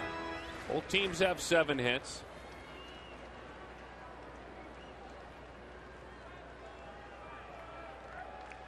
There's the go-ahead run. There's a run behind him at second base.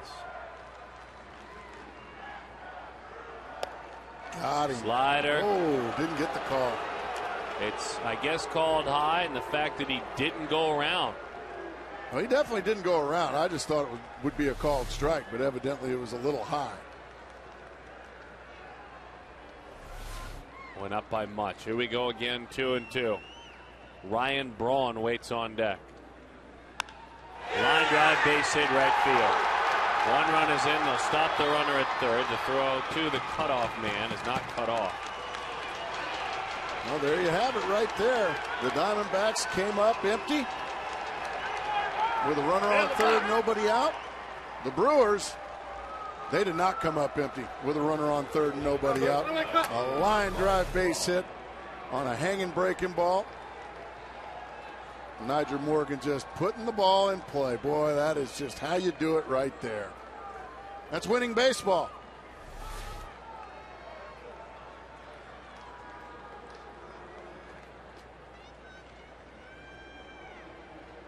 And young Ryan Cook yet to retire a batter in his major league debut. And now he's got Braun and Fielder to face. Braun with a homer in the first. Grounded out a couple of times. Had a homer on replay taken away. It was the right call. Instead doubled. And that slider is inside to Ryan Braun.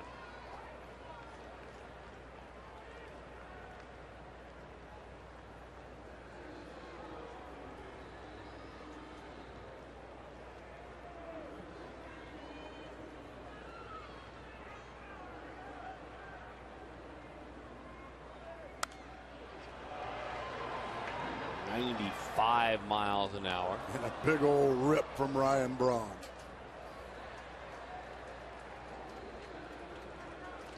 The lefty Castillo.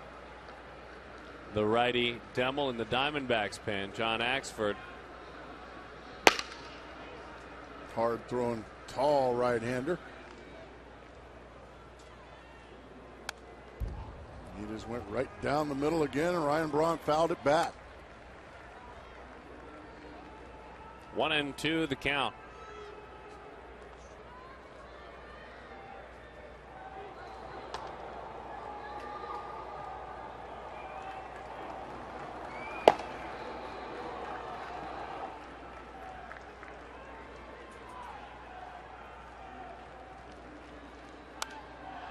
Tried to go up the ladder with him there. So we'll do it again. 1 ball and 2 strikes to count on Ryan Braun.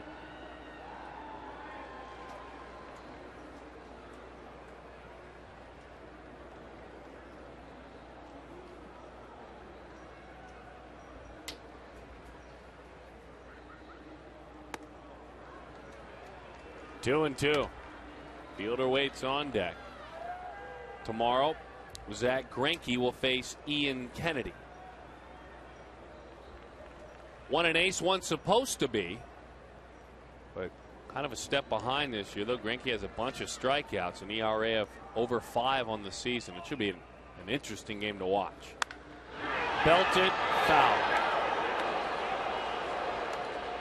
Just goes. Well, Ryan Cook's learning quickly at the major league level. If you hang a breaking ball up here, it tends to make a loud sound. Nigel Morgan hit a hanging breaking ball for a rocket into right field to give his team the lead. And now, fortunately for Cook, that hanging breaking ball was hammered but foul.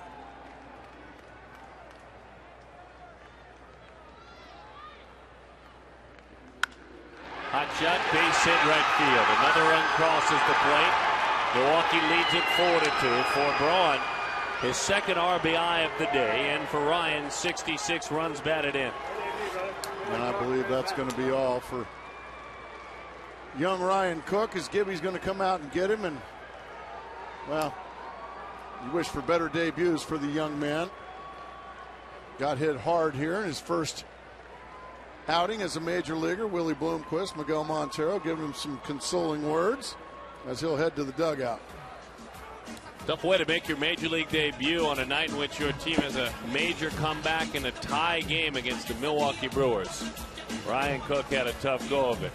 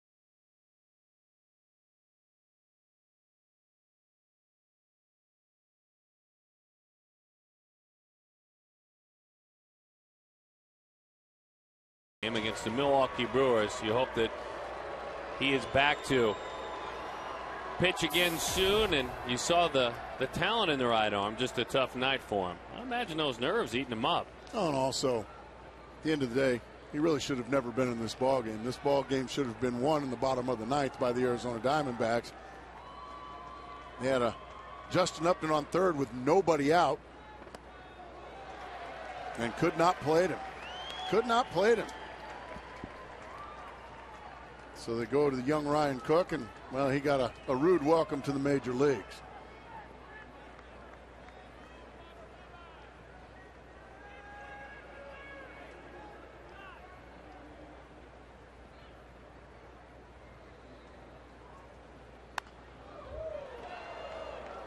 Fielder spins open, fouls that one off. No balls and 2 strikes to count. If you missed it, Stephen Drew with the play at the plate, sliding in, trying to avoid a tag. Caught his spikes around home plate and fractured his ankle. Surgery is pending. Will be out for the season, all likelihood. A beautiful come from behind. 8th inning as that one is grounded out to Allen. There's 1. Allen gets over there. There's 2. That's a pretty double play. That's a beautiful double play by Brandon Allen. And they're very fortunate to be getting Prince Fielder at a rough time as he gets a double play ball. 3-6-3, perfectly done. And Kirk Gibson's going to come to the mound and make another pitching change. Alberto Castillo gets 2 outs. His fielder starting to get upset with things over there in the dugout. Can't say I blame him. But a heck of a job by Castillo restoring a little bit of order here.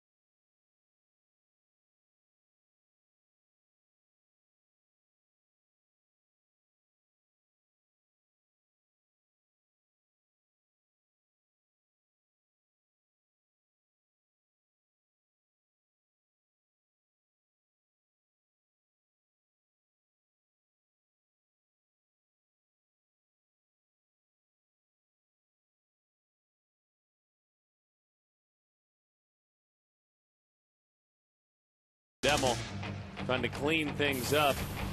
A tough assignment if you missed it for Ryan Cook in his major league debut in a tie ball game with a chance to gain a game in the standings. Cook showed the good arm, but unfortunately I think the nerves got to him and some good hitting. So Demo trying to keep it at the 2-run deficit. Sam, a very valuable part of this bullpen on for the 29th time this year.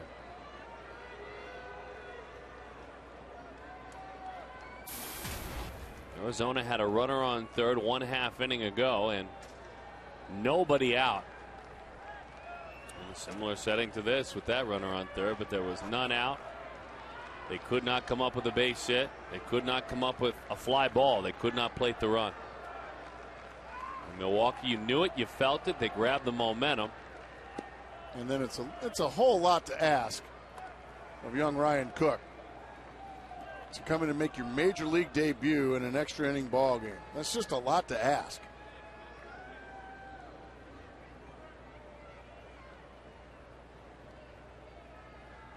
Juan Gutierrez over there giving him a consoling pat on the back.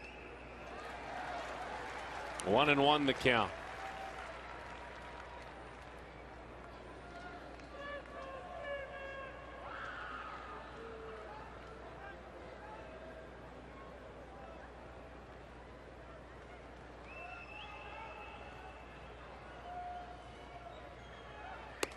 Outside to Weeks. Ricky walked and stole a base in the second inning, singled in the fourth, fly to right field, grounded back to the mound.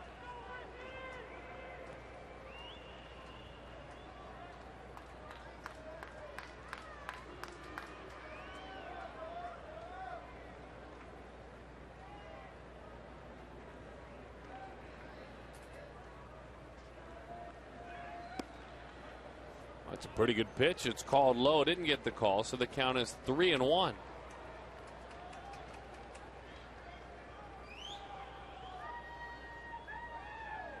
Casey McGee waits on deck behind.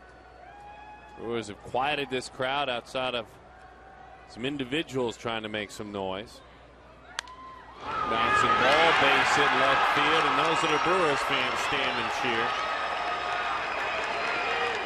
Ricky Weeks with his second hit of the contest.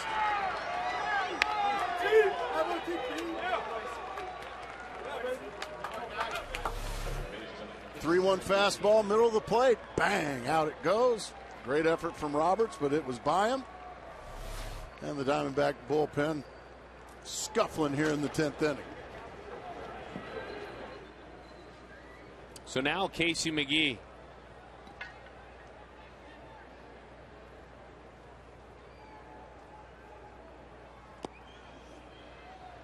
Oh, and 1 the count to Casey.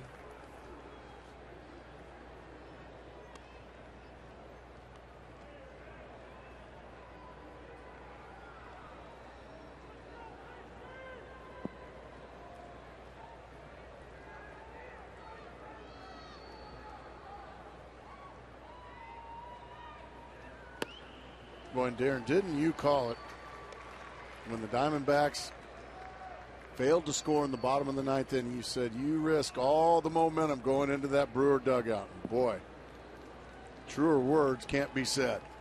Well, you hate it, but you've seen it throughout your career. Absolutely. I mean, you're getting ready to. I mean, it was a shot of adrenaline. That looked like strike 3. Yeah, that's strike 3. So the pickoff doesn't matter. Sam Dimmel strikes out Casey McGee, but the Brewers score 3. Got work to do.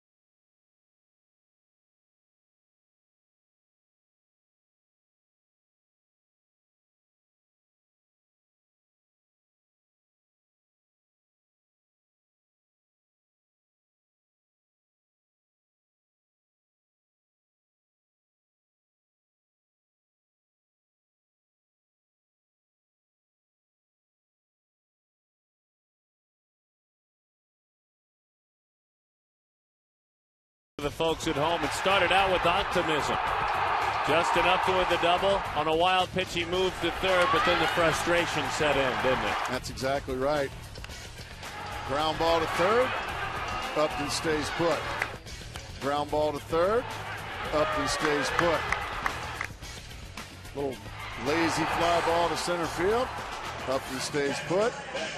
All the momentum went to the Milwaukee Brewer dugout, and they came out and pounded the baseball in the top of the 10th inning, and they scored 3. And now their other closer, if you will, John Axford, who is, well, I have trouble replacing this guy as my closer, to be honest with you, Darren. Yeah. I don't care what K-Rod has done in his past. This guy's one of the best in the National League, John Axford. Now, he suffered a loss against the Brewers in a tie ball game earlier this year or I should say against the Diamondbacks when Arizona came to town. But overall, he's converted his last 22 in a row. Save opportunities. His last 38 innings, a 1.89 ERA. His last blown save was April the 18th at Philly. Only other one, opening day at Cincinnati. Fastball is high. 2-0 the count.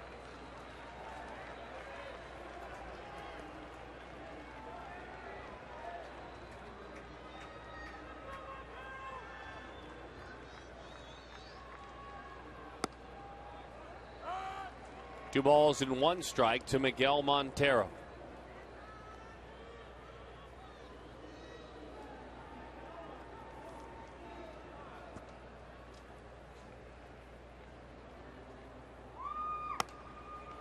Pitch is high and the count 3-1 to Miguel. Came on as a pinch hitter. Grounded out back in the 8th inning, but his mates Blum and Bloomquist came in right behind him and walked and then drove in a pair of runs, did Willie Bloomquist. The 3-1.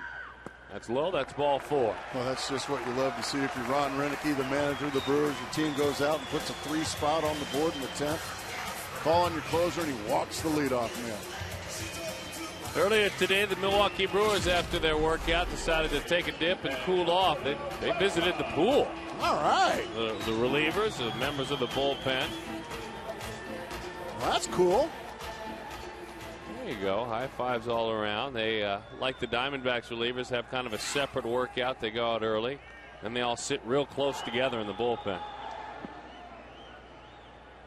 Like really close.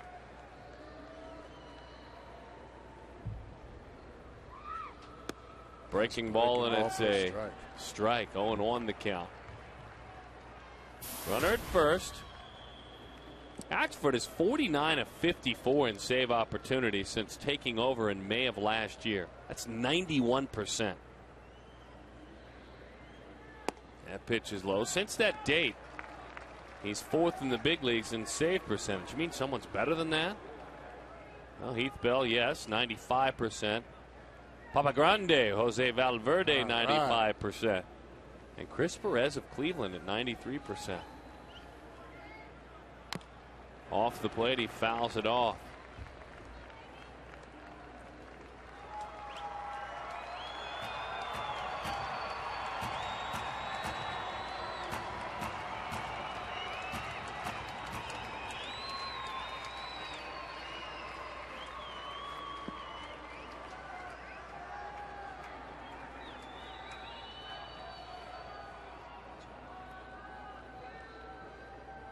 The 1-2. Pitch is low. That is 2-2 to even things up. What an arm he has.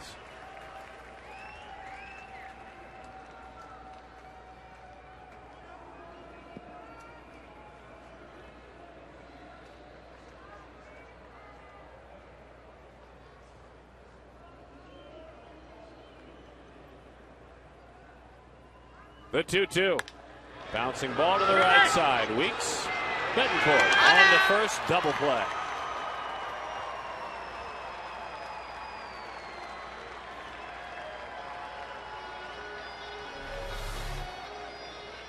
That's about as routine as it gets. 4, 6, 3, and the D-backs are down to their last out.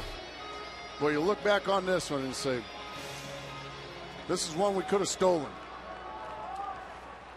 This is one we should have stolen.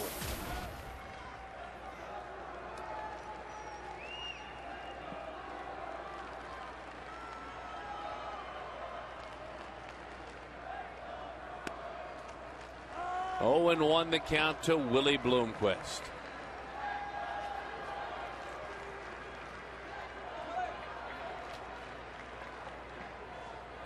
30 minutes ago, Willie Bloomquist was a hero. Breaking ball, a tough one to deal with. 0-2 the count. His mates couldn't cash in the next inning on his timely and heroic hitting. That's why this game of baseball, it's just that evil mistress.